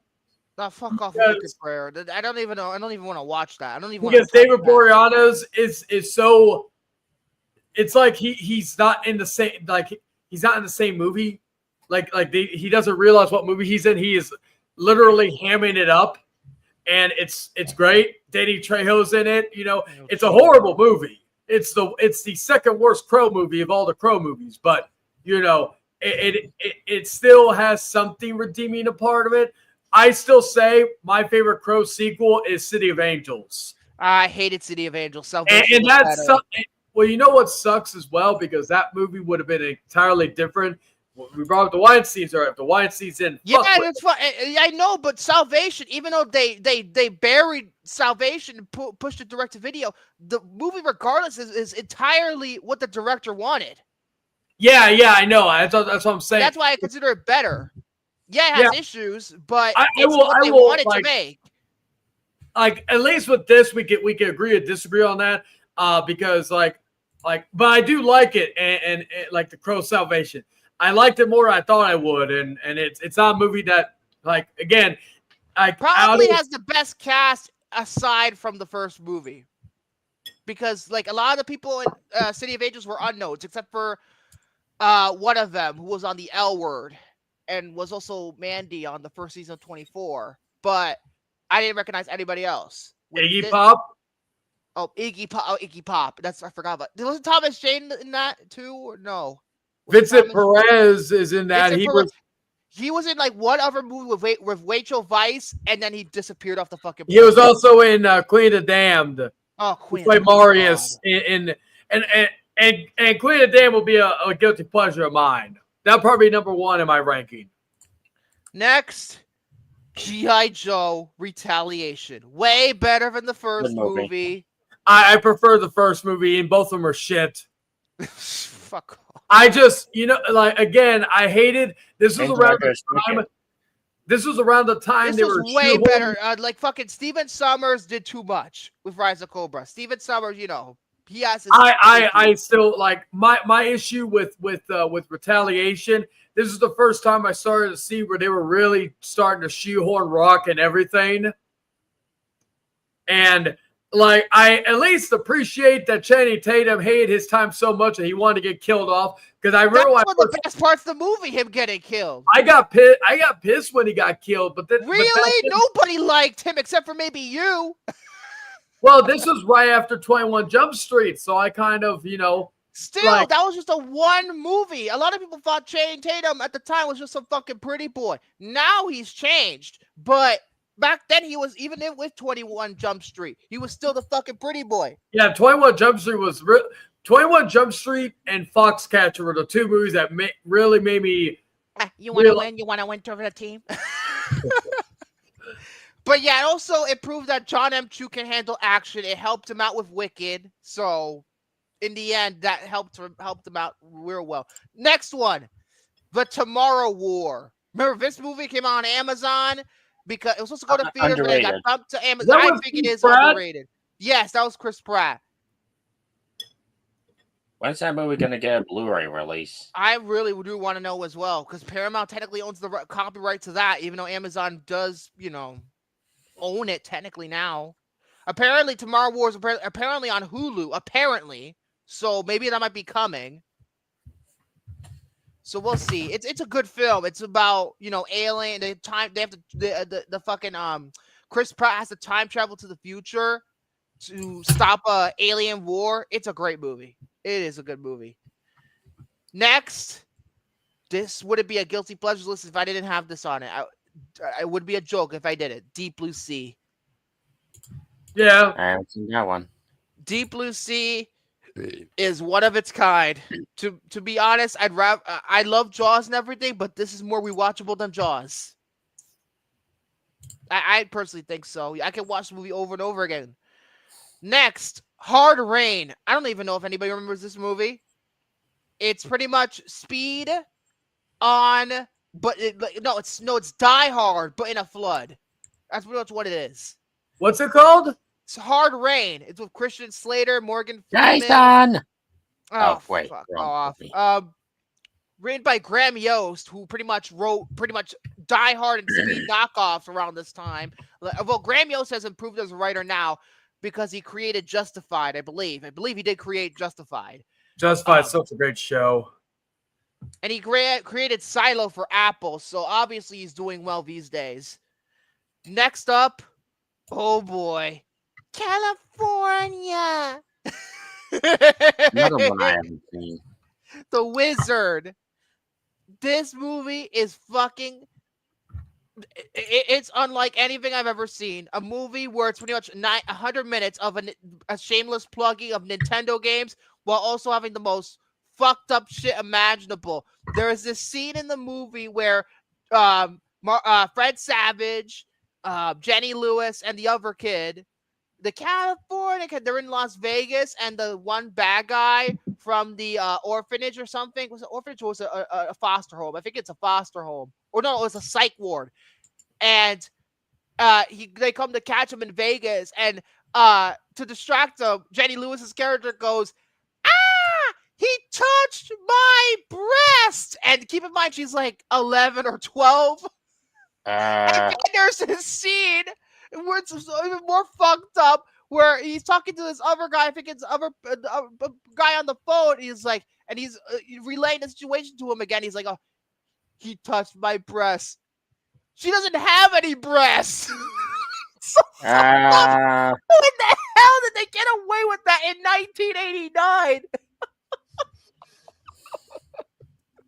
My God. Still, Nintendo, I enjoyed the movie. It makes you touch children. Next up, Major Pain with David Wayans. Still need to see that. Second to last one. Oh God, Spice World. I like this movie because of how ridiculous the fucking thing is. If you've ever seen Spice World, you know how ridiculous. It just goes 180. It just tries everything. Like oh my God, it's like a fucking druggie's dream almost. Like Jesus Christ, some of the shit that happens in that movie is insane. And last but not least, basketball. I haven't seen that Stone Parker movie. I love basketball so much. It needs a 4K. It needs a 4K. Kino, put it out. I mean, come on. I've been waiting for this movie ever since I reviewed it. I want my basketball 4K. I want basketball. Come on. It's fucking ridiculous. I don't know why it's taking this long. But again, it took forever for Bring It On to get a 4K, and now we're getting it. So, this is going to take even fucking longer now? I have no idea. Oh, God. And also, I could have... would I put this on there? I don't know. I haven't seen this movie in a while, but I remember liking it as a kid. Home Alone 3. I need to rewatch it, though. Don't quote me on Home Alone 3 just yet, because if I rewatch and I don't like it, I'll let you know. But I mainly remember the fucking Siskel and Ebert review. It does astound me. Are you okay? Better than you like Starship Troopers. Home Alone Holiday Heist with Malcolm McDowell. That to me is the third best, and even then, it's how that movie is the third best. That movie I heard is one of the worst. That movie at least tried the most out of all the post Home Alone 2 sequels. Oh jeez. If I was a kid, I would have also put Alaska on this list. But again, I haven't seen it in a while, and I mainly remember the fucking Siskel and Ebert review. You missed the boat on this one? No, you missed the harbor. But yeah, I can't believe we actually went through those fucking shits like real quick. So I guess I might as well find something else. See, I could do a list that actually I can hurry up and do. I guess I have to find a Mojo list though. Oh God. Oh, are you kidding me, dude? How is Watch Mojo starting a Kickstarter campaign for a board game that they're creating? How is this possible? Watch Mojo is creating a board game? What? Is this going to be about as shitty as their lists? I don't know. My God, dude. That is so stupid. I just saw a Kickstarter for fucking Victor's penis enlargement program. Oh, fuck off. Oh, jeez. I guess I'll go with... okay. Let's see. Oh, okay. I'll do the top 50 most underrated list, but I'm going to cut it down. I'm going to do the top 25. No, do top 50. I would take... And again, we have like we already went through all our topics, and it's already 9:18. We're only an hour and 18 minutes in the show. I guess I could do it. Let's see how long I get through this. Yeah. Number 50, Bottle Rocket. Really good movie. It's Wes Anderson. I don't know. Next one, Sorry to Bother You. No, this movie blew. I haven't seen that one. This movie blew. Number 48, Buried. Really good movie. Number 47, Ryan Reynolds have been nominated. The Adventures of Baron Munchausen. This is a huge bomb. I haven't seen that. Again? The top 50 most underrated movies of the last 50 years. We're up to 46 now. 1 Hour Photo. Oh, yeah. One of my favorites. Number 45, The Nice Guys. I haven't seen this in quite a while. Oh, it's such a great film. Underrated. Number 44, Hard 8. Masterpiece from PTA. Well, Magnolia is his masterpiece, but I haven't seen Hard 8, so what do I know? Number 43, Sunshine, no. Sunshine's great. No, all style, no substance. It's all staying in the substance. Sorry, I couldn't hear you. What? Style over what? Honestly, that movie should have won the Oscar for both visual effects and original score that Those year. are the best things about it. Sorry, I couldn't hear I you. think Alex Garland doesn't work well with sci-fi. He works well with horror, and he works well with realistic type of movies. I heard Warfare is fucking fantastic. But I haven't seen Warfare, obviously, but I heard it's fucking fantastic. Number 42, Joyride. We're talking about the one from 2 years ago. We're not talking about the Paul Walker movie. Although I love that movie. It should have been on here instead. Too. I love Joyride. It was my favorite comedy of that year. Number 41, Inner Space. I've never seen it, but I've heard very good things about it. I haven't seen it. Number 40, Good Time. Well, with old Robert Pattinson? Yes. Yeah, but he should have won Best Actor that year. Number 39. Oh, great. A movie that that Soren called pretentious a couple of weeks ago. I'm Not There. What the fuck? It's Todd Haynes. It's pretty much Loki, yeah. The Unknown's better. Number 38, Dark City. Yes. Yeah. Number 37, Pop Star Never Stop Never Stopping. Yes. Yeah. Number 36, Midnight Run. Yes. Yeah. I haven't seen it. Number 35, Bottoms. This doesn't look good. I haven't seen it. Number 34, Heavenly Creatures. I haven't seen that. Number 33, Moon. Yeah. Number 32, Manhunter. Yes. Good, but Red Dragon's better. I agree, but yeah. Number 31, Master Commander, Far Side of the World. Yes. Yeah. Number 30, Palm Springs. Yes, it is. I haven't seen that one. Number 29, In Bruges. Yes. Yep. Yes. Wait a minute. Did I do this list already? Oh, fuck. Did I do this list already? Oh, no. Why? I'm looking over this. Oh, wait. Yeah, I fucking did this. Fuck. Keep doing That's it. Okay, yeah, Victor, because I have a watch muzzle list on my own. The top 10 best A24 movies. Oh, for fuck's sake! Most of them should be at the fucking bottom. They didn't even get good until 2 years ago. They didn't get good until 2 years ago. Oh yeah,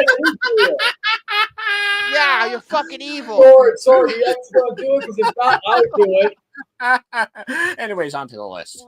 Number 10, Marcel the Shell with Shoes On. That's a good one. Number 9, Past Lives. I don't think I've seen that one. Number 8, Room. Not to be confused with the Tommy Wiseau movie. We're talking about the Brie Larson? Yeah, Brie Larson. That one's good. Number 7, Ex Machina. That one's really good. Number 6, Lady Bird. No. Good. Number 5, Uncut Gems. Good. Number 4, The Brutalist. Never saw it. So. It's on the wheel. Number 3, Hereditary. No. Overrated. Number 2, Moonlight. Which one? Moonlight. Oh, that's overrated too. God. Oh, you shut your mouth. Honorable mentions. The Lighthouse. No. That's so good. Zone of Interest. What? Say that again. The Zone of Interest. No. Minari. Never saw it. 8th Grade. No, it's not. And Sing Sing.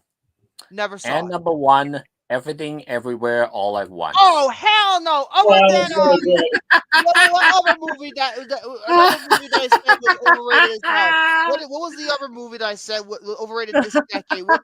Nora. Other than Nora, this movie is the most overrated film in a decade. It really is. It's painful. You know what's bad? When I convinced Hunter it wasn't a very good movie. No, it's great. You shut your mouth. It's not good. It's Adult Swim, Rick and Morty, BS for 2.5 hours. You go suck a lemon. I hate Adult Swim. My God. It's all the trippy. Whenever they actually don't do trippy shit, Adult Swim could be good. But whenever they do the trippy stuff, no, I'm out. You go suck a lemon. God, that movie is intolerable. You know it's bad. You know it's bad when my mom walked out of that. When she turned that movie off after like 15 minutes. You know it's bad when she did that. Best picture, my ass. Give me a break, Oscars. Another reason why I don't fucking trust you anymore. This is why I don't trust the Oscars. This is why I don't watch them no more. God, anyway. God, I got... Don't make me Will Smith your ass. Oh, God. Keep So my bad, dude. you say out your fucking mouth. Oh, my God. Oh, it's so... Jesus. That movie's freaking cringe. Cringe. Yeah, Hunter, that's great. I am very happy about that. Yeah, too little, too late. They should have done it like years ago. Yeah, they should have. They should have. They really should. It'll be another couple of years. Yeah, another couple of years. You could have just started it next year, but no. What are you doing? What are you doing, Academy? What do you get off your high horse? Anyway, it's time to review the movie. We're skipping commercials this time because, frankly, I don't know how long we're gonna take reviewing The Punisher. Probably will take a good while, but I guess that's what we're gonna review. The Punisher. That's what we're gonna fucking review. For the 100th. Oh, what is that? 5 years? 6 years? 7 years? 3 years. 3 years? I don't care. Let's talk about The Punisher. On April 16th, a man with nothing to live for We're really sorry about your family. will become a hero. Don't let your memories kill you. They can't kill me. I'm already dead. With everything to fight for. Those who do evil to others will come to know me well. No one's ever stood up for me before. The Punisher, rated R. In theaters everywhere, April 16th. Fucking Stain in that commercial. It sucks. I'm hoping I'm gonna try to see them still, but my photography job may get in the way of that. It got in the way of seeing Disturbed live, but it is what it is. Jeez. Anyway, I just feel like that song doesn't fit what the movie is, though. It really does not. No, that's a great song by Stain, but yeah. The Punisher is a 2008 vigilante action film. Wait, did you say 2008? 2000. I said 2000. Fuck, 2004. Yeah. 2004. 2008 was Warzone. 2004 vigilante action film directed by Jonathan Hensley, written by Michael Franz and Jonathan Hensley, based on the character, the Marvel Comics character Punisher, created by Gary Conway, Ross Andrew, and John Romita II, produced by Avia Rod and Gail Ann Hurd, starring Thomas Jane, John Travolta, Will Patton, Roy Scheider, Laura Herring, Ben Foster, and Rebecca Romaine, who was married to John Stamos at the time, so it's her married name. Released on April 16th, 2004 by Lionsgate. Budget was $33 million, and it made $54.7 million. I don't even know if that's even break even, to be honest. I don't think that's breaking even. Nah. This dark action film, based on the comic book series, follows FBI agent Frank Castle as he transforms into the vengeful Punisher after criminals murder his family, including his wife and son. Castle is gravely injured in the attack and believed to be dead by Howard Saint, the crime lord who ordered the hit. Following his recovery, Castle becomes a heavily armed vigilante who will stop at nothing to exact revenge on Saint and dismantle his underworld empire. 29% on Rotten Tomatoes, 6.4 10 on IMDb, 33% rating on Metacritic, 2.9 on Letterboxd. Yeah, this movie got abysmal reviews back when it came out. Absolutely abysmal reviews. And Which is then way again, too low because this is an underrated masterpiece. I wouldn't go so far as to say a masterpiece. Okay, I want to say this up front first. I'm going to review both cuts of this movie. Yes, I did double duty, and I did watch the theatrical cut for the first time. I have seen the director's cut before, but I saw the theatrical cut for the first time to prepare for this review. And I'll tell you right now, that theatrical cut, man, it's a mess. It's an absolute mess. But the director's cut is a better movie. The reason why I say that is because there's a lot of holes in the theatrical cut that are fixed in the director's cut. There's a lot of holes, like, for example, there's an entire subplot that has been cut from the theatrical cut involving Castle's friend, fellow FBI agent, Agent Weeks. And this is crucial because it, to me, puts more stake into how did Saint, get to his family? Because in the director's cut, Weeks is kind of like he's barely in the theatrical cut. He only has like 5 lines of dialogue in that entire cut compared to the director's cut, where he's in quite a few scenes. So the Agent Weeks, has like this drinking and gambling problem. He's costing the FBI a lot of money. So what Saint goes up to him, for revenge. His son died. One of his sons died. Also, the director's cut opens with an entirely new opening scene that sets up what the brother does in the opening scene of the theatrical cut, where he gets his ass killed. The son, I mean. One of the twin sons gets killed in the opening scene of the theatrical cut, but the opening scene of the director's cut sets that up and sets up the relationship between Saint and Quentin, played by Will Patton, who is virtually unrecognizable. I mean, I recognize Will Patton in a lot of other movies, but I didn't recognize him at all until the credits rolled. But even after a rewatch, I didn't recognize him. But it sets up the relationship between him and his wife. It sets it up a lot better. The theatrical cut doesn't really set up the relationships that Saint has very well. And they also set up the Toro brothers, the drug dealers who, they do the fucking money laundering for. Yeah, they have a better introductory scene that sets up them going after Agent Weeks. And what they do is they try to, I think they are saying they're gonna extort him, but they'll let him go if they give him information about Frank Castle. Hence why, and he's the one that gives them the information, gives Quentin the information to give to Saint, and that's how they get his family. Because otherwise in the theatrical, that's never explained. That's a hole. Like, how the fuck they get those files? I don't know. And that cut, it never explains. But in the director's cut, they do explain it. So that's why I think it's a superior cut, and it deals with that portrayal. Weeks was Castle's friend and partner, and he portrays him like this. I feel like it's more emotionally complex. The director's cut has no emotional complexity. So that's why I think the director's cut of this movie is better. As for the strength for either cut of the movie, the positives I have for either cut, Thomas Jane, I think he's a convincing Punisher. I really do. I think he's the best Punisher, but then again, I haven't seen the Netflix / Disney Plus era, so I can't really say.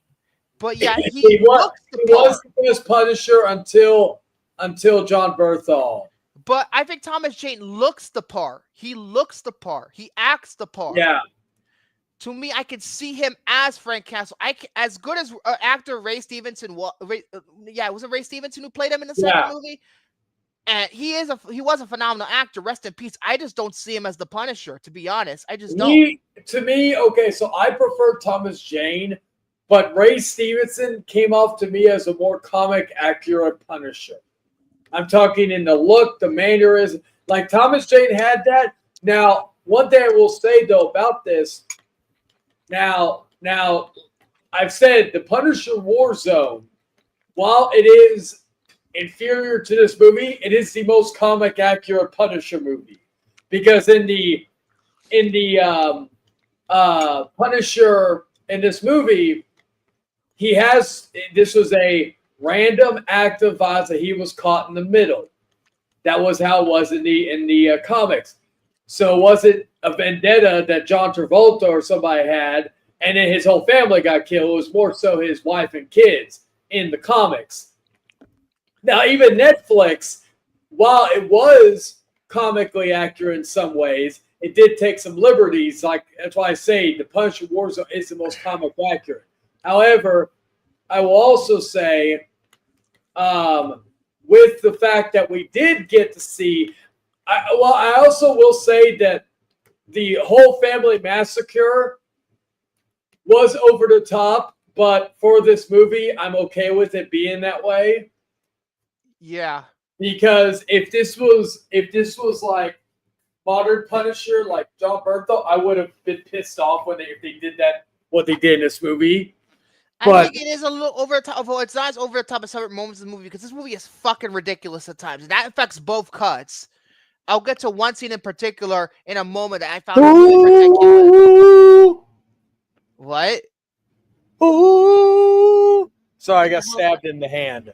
Oh, that one. Scene is so fucking.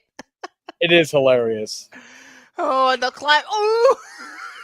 I bet the guy gets fucking shot in the foot. Yeah. It's ridiculous, but I'll get to the most ridiculous part of the movie in a moment. But as for John Travolta, I'm going to be honest, he's too over the top in this movie. I think he's playing it like Turl in Battlefield Earth. Not as bad, obviously, as Battlefield Earth, but it just reminded me, oh, this is like Battlefield Earth now. He's having the mannerisms like Turl does. Less options of renewal. You know what I'll say though? This Punisher movie is a better 80s action film than the Dolph Lundgren Punisher movie. I've never seen that movie. I wouldn't know. Yeah, that movie was mediocre. It's a guilty pleasure for sure for me, but to me this film would have worked better in the 80s, 70s or 80s I think it would. I wouldn't go full on Moose because John Travolta had to kind of go, full retard for Moose, but like with this movie, here's Moosey. Oh my god. But yeah, I didn't really buy him. It's funny seeing Roy Scheider in a movie where he doesn't get eaten by Jaws. And he gets killed, but not by Jaws. So who was he again?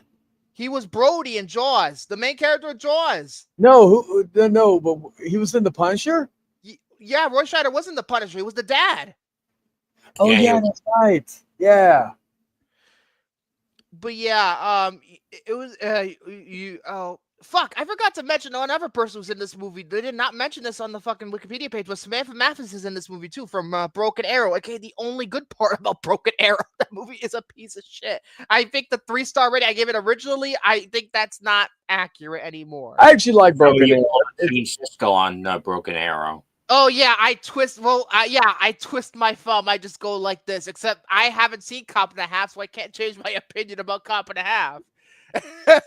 But yeah, Samantha Mathis, she was pretty good. I think she's usually a pretty good actress, though, for everything I've seen her in. The stuff that doesn't work for me, I'll tell you the one thing. One of the biggest problems with this movie, the tenants. They were completely unnecessary. They have no character development, and the personality that they do have are all stereotypes. And this is like the tenants. I mean, when the neighbors that Frank has when he moves into that crappy apartment. That shit doesn't work. It really doesn't work. It really does not.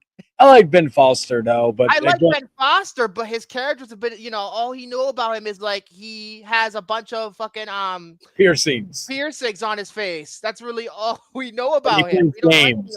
And he likes games. And then Rebecca Romijn, I guess they were trying to make her the love interest, but it doesn't really work. To me, it doesn't. And then Bumpo, oh my god, talk about stereotypes. Bumpo, not only because he's fat and he likes to eat food, but he's fat. He also likes Italian food and he also likes Italian opera. Like at this point, I was surprised they didn't make him part of the mob because it's built to the brim with Italian stereotypes. Yeah, fucking Bumpo, the most forgettable character in this whole movie. Yeah, I will agree. He's probably the least favorite character, like in terms of all his jokes are food jokes. Thank you for leftovers. Thank you for Diet Pepsi, and thank you for Good Neighbors. I can't believe I remember that line verbatim.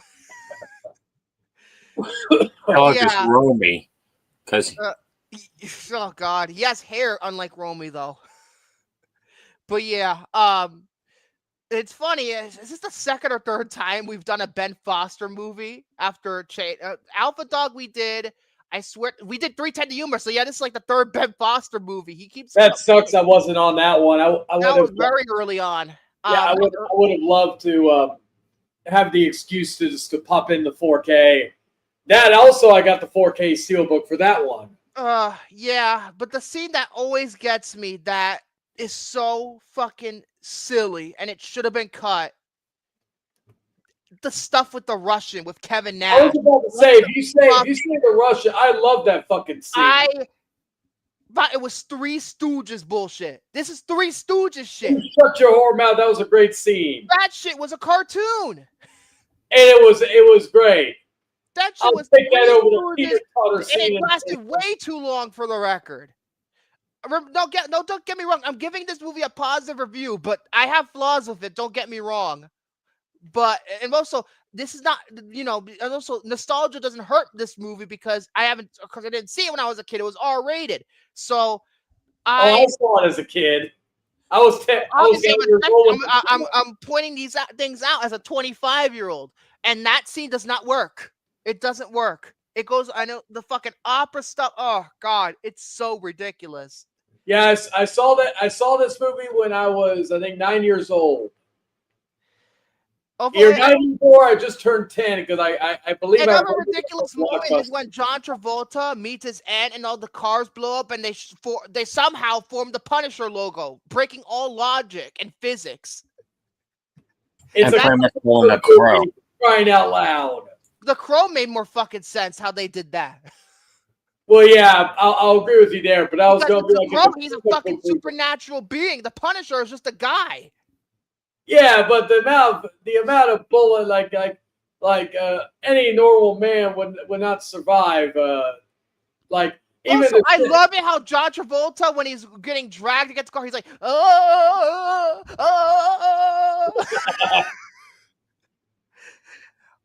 Well, there's one scene that does make me laugh.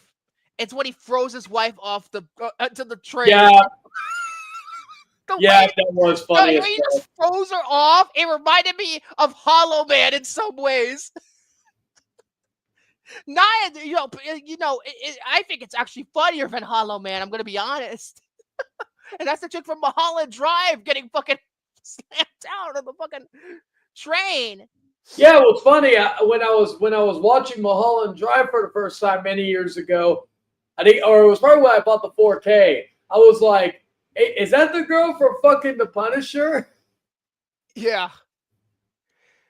But yeah, there are a lot of good things. I think the action is mostly well done. Yeah, it's a little over the top. Then again, Jonathan Hensley, it's worth noting that this was his directorial debut, and he had been a screenwriter for years. He wrote movies like Die Hard with a Vengeance. He also wrote Jumanji, co-wrote Jumanji, and then he did Die Hard with a Vengeance, the best Die Hard sequel. I said Die Hard with a Vengeance.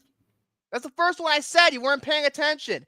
He also rewrote The Rock and Con Air, and then he also wrote Armageddon. So a lot of the over-the-top nature you see in Armageddon. Close my eyes. I feel like a lot of the over-the-top is oh God, stop singing. And I don't want to stay. Oh, Jesus Christ. But yeah, his over-the-top style, is, especially when he was working with Bruckheimer, it really is showing in this movie. I don't know if all of it works, but some of it, like I said, the fucking hand getting fucking but my favorite scene in this movie, my favorite scene personally, is the car chase with the guitar guy, the car chase. Oh, it's yes. It's after he goes into the bar, not the bar, the diner. It's after that with that car chase. That's I love that whole sequence, the diner, and then you are one dumb son of a bitch. Bring a knife to him. Fight, and then right fucking cuts his fucking neck open. Plus it has, to me, yes, the Punisher soundtrack had a lot of great songs. I think that was the best song and it was a short song. Yeah, and the director's cut. What's funny is that in the end credits of the director's cut, that's the first song that plays, not Drowning Pool, that one. For some reason, they put that in, and I think it works with the credits better than the fucking Drowning Pool song. The Drowning Pool song, I don't know, it kind of conflicts with the somber nature of the ending a little bit. I mean, I don't mind the song, I don't mind Drowning Pool, but it just doesn't fit. And that was, if I remember correctly, that was with the first new singer of Drowning Pool, because they had so many different fucking Drowning Pool went through so many different singers, because I know the first one died after Sinner, ironically enough, and then they had another singer for that album. Then they had the singer from Soil, and he was on for 2 albums. After that, the singer they have now, I think it's the same singer. I heard one of their new songs. It didn't sound like the current singer, so I gotta check that. But So that's your little Drowning Pool history for you.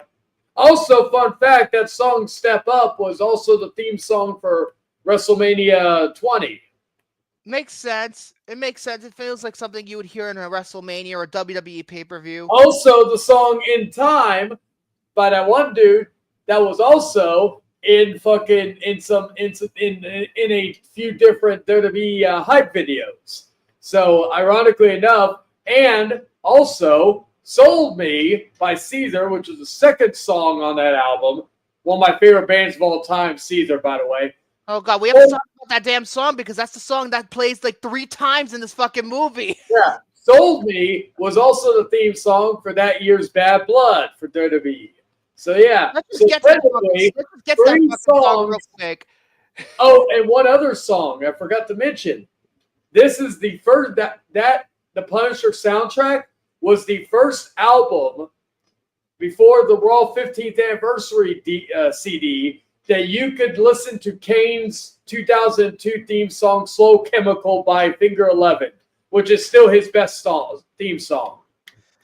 But yeah, I was so excited when I popped in the Punisher soundtrack for Caesar and Johnny Pool, and I'm hearing Kane's theme song. I was like, holy shit, I have been looking for this song for years. Yeah, so essentially what I'm going to say to you, we're going to say is this. If you like a lot of post-grunge after nu metal died, like stuff like Breaking Benjamin, just like, I don't think they had a song on there, but No, they didn't. The sound is similar.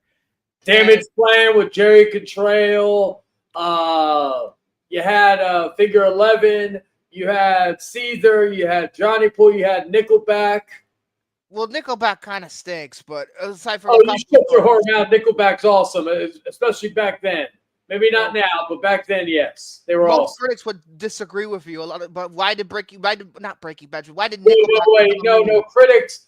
No critics, because the albums did well and they did well critically. Then again, that was the time when a lot of albums had a lot of payola shit, so you never know. It's like Creed would get made fun of now. A bunch of people who didn't live through the 2000s.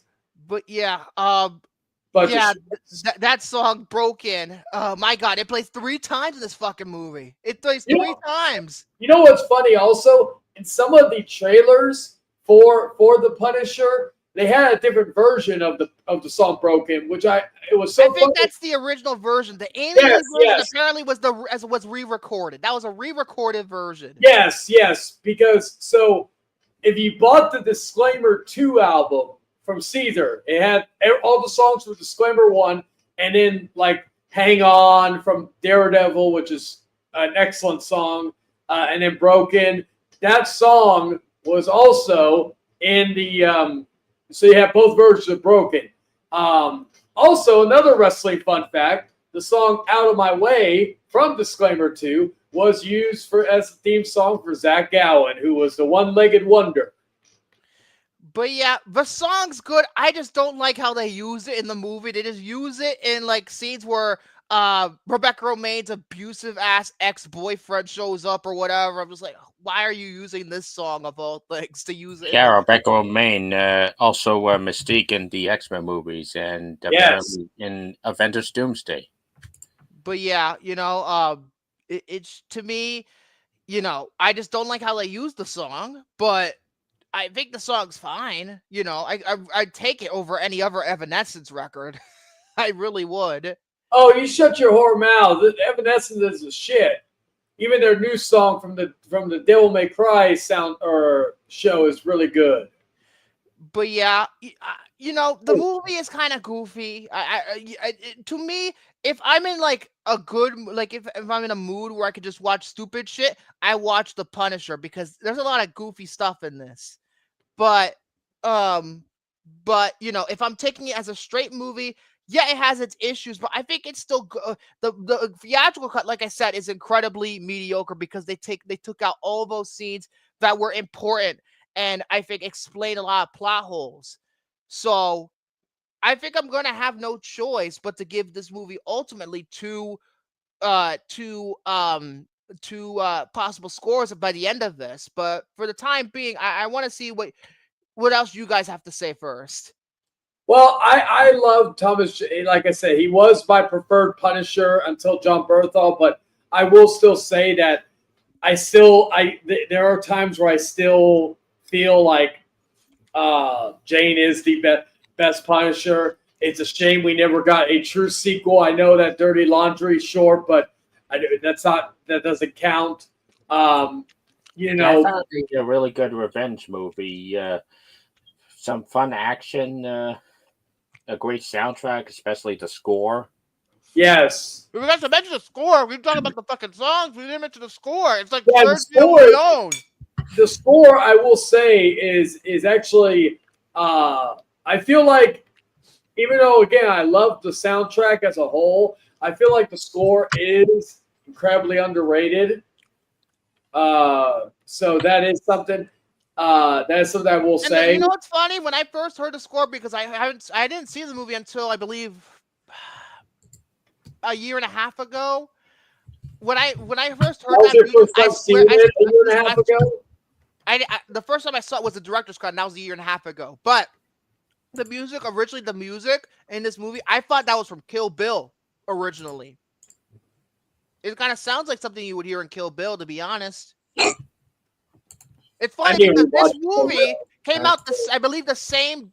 No, is it a week after Kill Bill Volume 2, or it was the day of? It opened against Kill Bill Volume 2. Kill Bill Volume 2 killed it at the box office. It was open at number 2. Kill Bill Volume 2 was number 1 at the box office that weekend.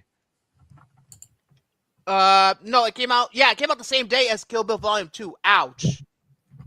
Then again, I'm not a person who likes Volume 2. I love Volume 1, but Volume 2, Volume 1 is the best of the two. Volume 2, Volume 1 is the best of the, if I didn't say that. So yeah. But yeah, there's a lot of good to. But again, I have to watch. Maybe now that I'm an adult, well, not an adult, but like, I was an adult when I saw Kill Bill for the first time. But now that I feel like now I know what's coming. Maybe I should rewatch Volume 2 and see what I think of it. But the first time I watched it, I was like, the Volume 1. Oh my God, this movie is amazing. I can't wait to watch the second movie. And I turned it on right away, and I was like, what is this? This movie is so boring. Really underwhelming compared to Volume 1. Because Volume 1 ended on such a high note, but then Volume 2 was good, but Volume 2 was basically the Tarantino movie, because Volume 1 does not feel like a Tarantino movie. Volume 2 does.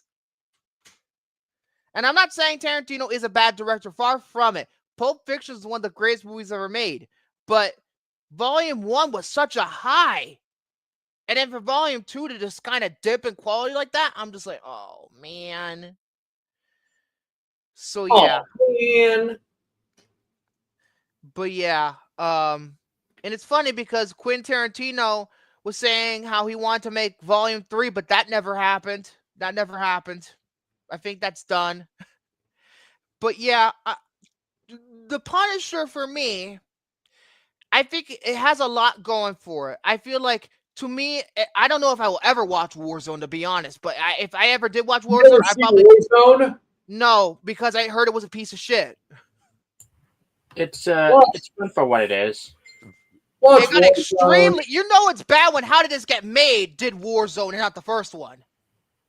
And How Did This Get Made is a funny podcast. If you've ever listened to that, I was going to say there are big like movie YouTubers who have done like movie or critiques on the Punisher Warzone, called him underrated and stuff like that. So it's not like it's. I think back then it got a lot of hate, but I think nowadays it has. Apparently with Warzone, I think it was supposed to be a fucking Saw movie, and then they changed the script.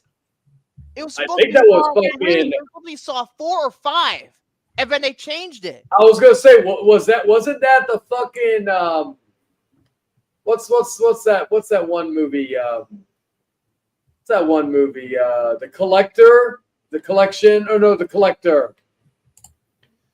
I remember they said it was supposed to be a Saw movie, and then they just turned it into a Punisher movie.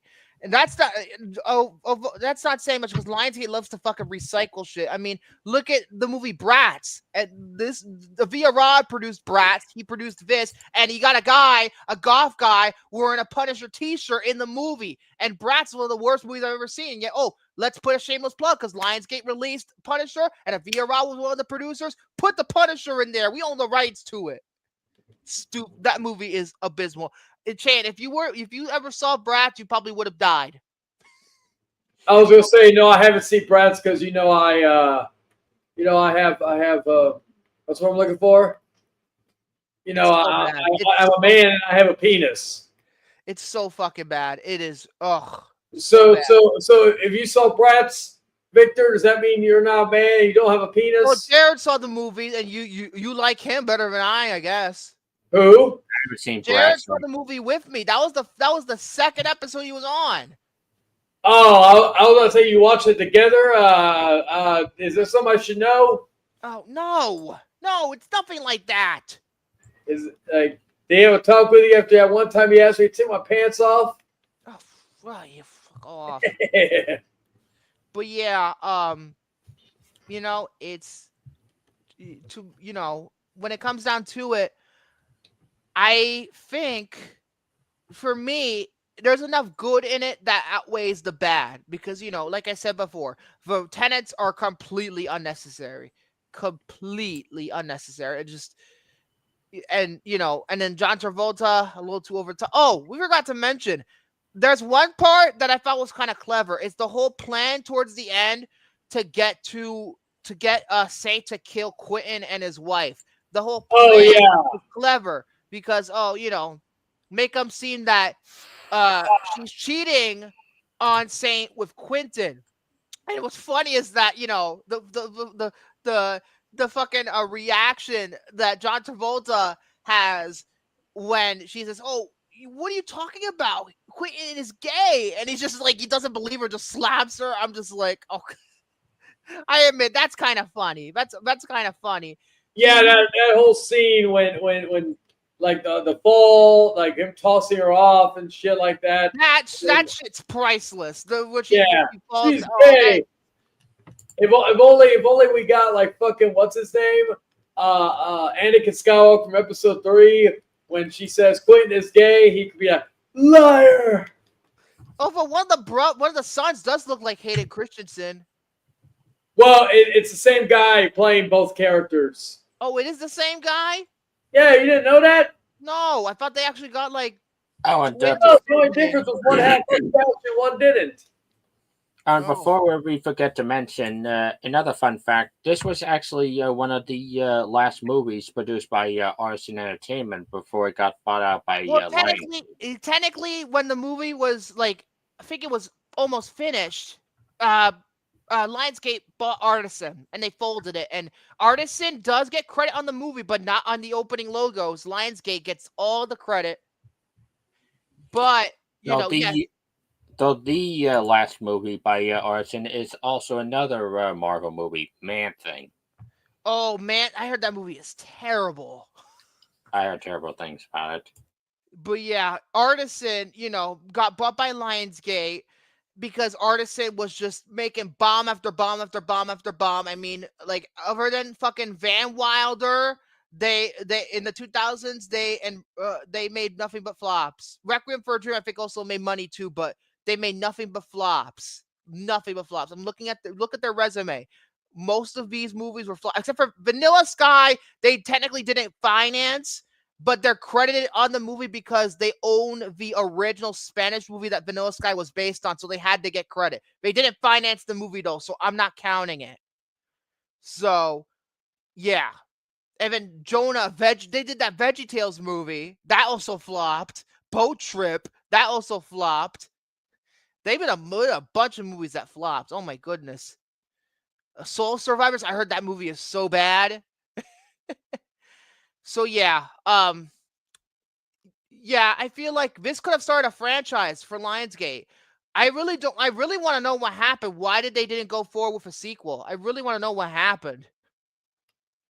I really don't know Yeah, what because happened. like Punisher Warzone came out about 4 years later. So like if the Okay, let me see. It says here that they plan to produce sequel. Via Rod stated that the second movie will become the fifth Marvel property to become a sequel. Jonathan Hensley wanted to write and direct again. He wrote a first draft, but he pulled out in 2006. When the director of Joyride, John Dahl, was in talks to direct, but pulled out because the script issues and the studio did not want to spend a lot of money on the project. That's why. That's probably why. The Lionsgate was being too fucking cheap. Rob Zombie was also considered to direct. Thank God he didn't. I could have seen him as a director of The Punisher. Probably the only comic book, one of the rare only comic books I could see him directing. And then in 2 audio interviews, Thomas Jane said he pulled out of the project because of creative differences and the budget was cut. So Lionsgate was being cheap. You know why Lionsgate was being cheap? You want to know what was their biggest moneymaker at the time? After The Punisher came out, they started a franchise in 2005. Do you want not Saw because that started in 2004. Also, Walter Hill was in consideration for directing the sequel. Anyway, their biggest cash cow at the time, other than Saw, was fucking Tyler Perry. And Tyler Perry movies are dirt cheap to produce. That's probably why they wanted to cut the budget because Tyler Perry could do things so cheaply and they turn out such a big profit. They were like, hey, let's face it, Lionsgate was not the studio that it is now. They were not like the mega multi-billion-dollar empire that they are now. They were a very small studio. Yeah. So that's why, as much as it sucks, I don't give him a lot of shit because that was in the early days of Lionsgate's existence. Yeah, and they were trying to figure out what to do with Artisan now that they had it. So, and I will give also Lionsgate this. They are the ones that were able to bring Rob Zombie's House of 1,000 Corpses out for the world to see. Granted, it sucks that we never got to see the true director's cut, and we never will. And basically, the House of 1,000 Corpses director's cut is basically kind of the same way as the director's cut for Event Horizon. Still my favorite sci-fi horror film. So yeah, there's Alien. So yeah, I think there's plenty of good about it. There is, but yeah, in some ways, John Wick is the successor to The Punisher. In some ways, like yes, John Wick is not based on a comic book. It takes itself much more seriously, but it has that same revenge aspect to it, at least with the first movie. So I think it worked out at the end of the day. It kind of helped them learn, helped them get to John Wick, So yeah, it is what it is with the Punisher. I think it's a solid movie. Although again, I'm going to give 2 grades. The theatrical cut is a 3 out of 5 because they cut out a lot of the stuff that I consider to be crucial to the resolution of the entire movie. And I'm giving the director's cut a 3.5 out of 5. So technically 2 grades this time. What about you 2? 5 stars for the theatrical cut. I wouldn't go that far. What about you, Chayton? I will go with 5 stars as well. Oh my God! Look at me being all critical again. I don't suck off everything, Unless it's Lost.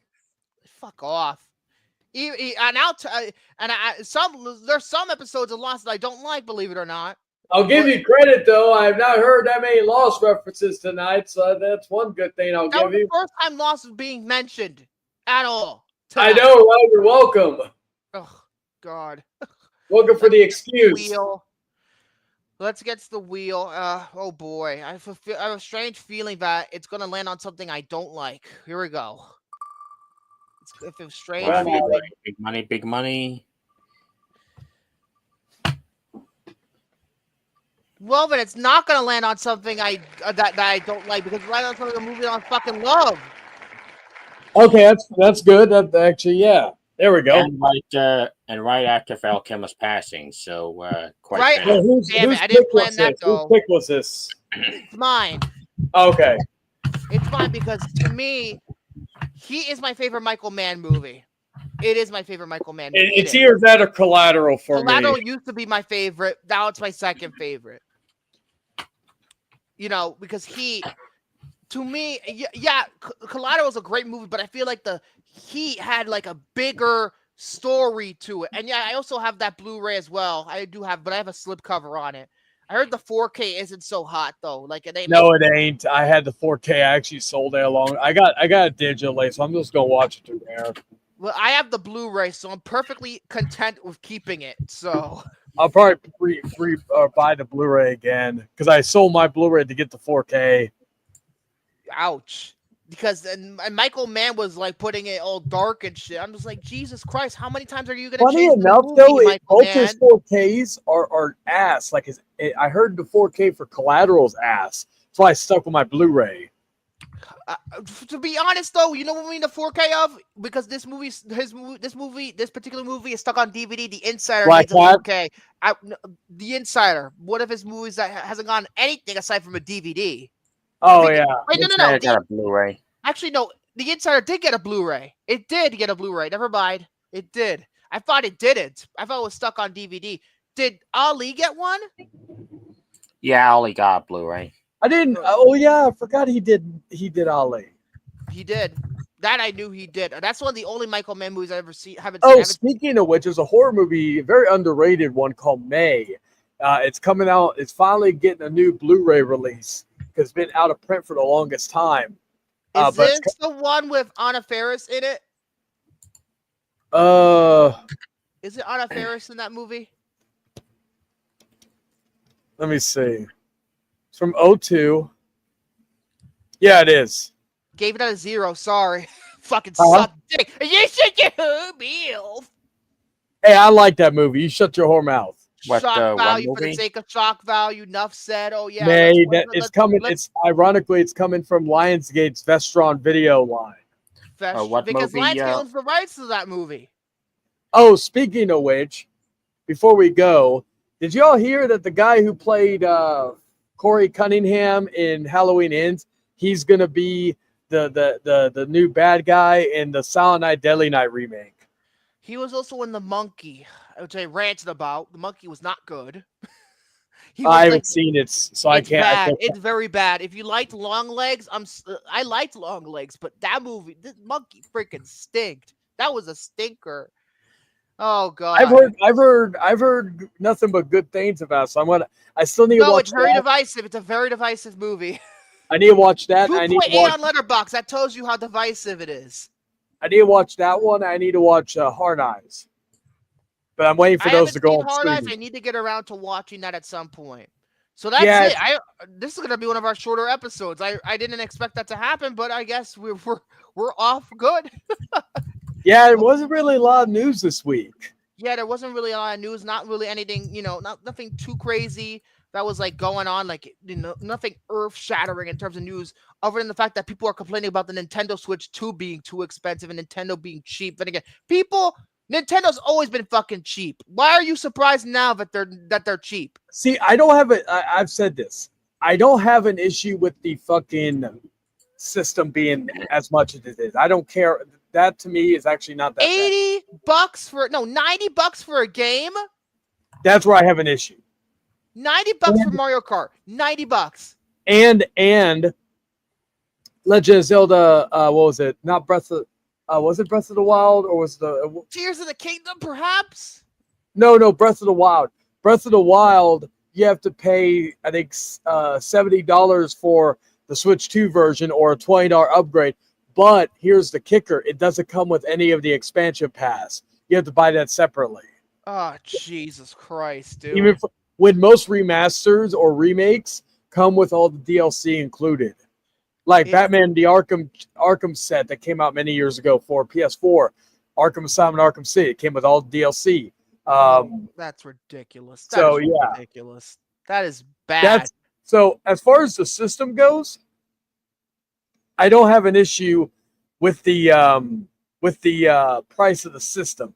It's the games that I have an issue with. That's why I like, honestly. Yeah, and everybody's like, and I didn't like how what that Nintendo had said about it being so expensive. Like he said, I'm paraphrasing here. He said, if you think it's too expensive, don't buy it. I'm just like, they said buy a Nintendo Switch.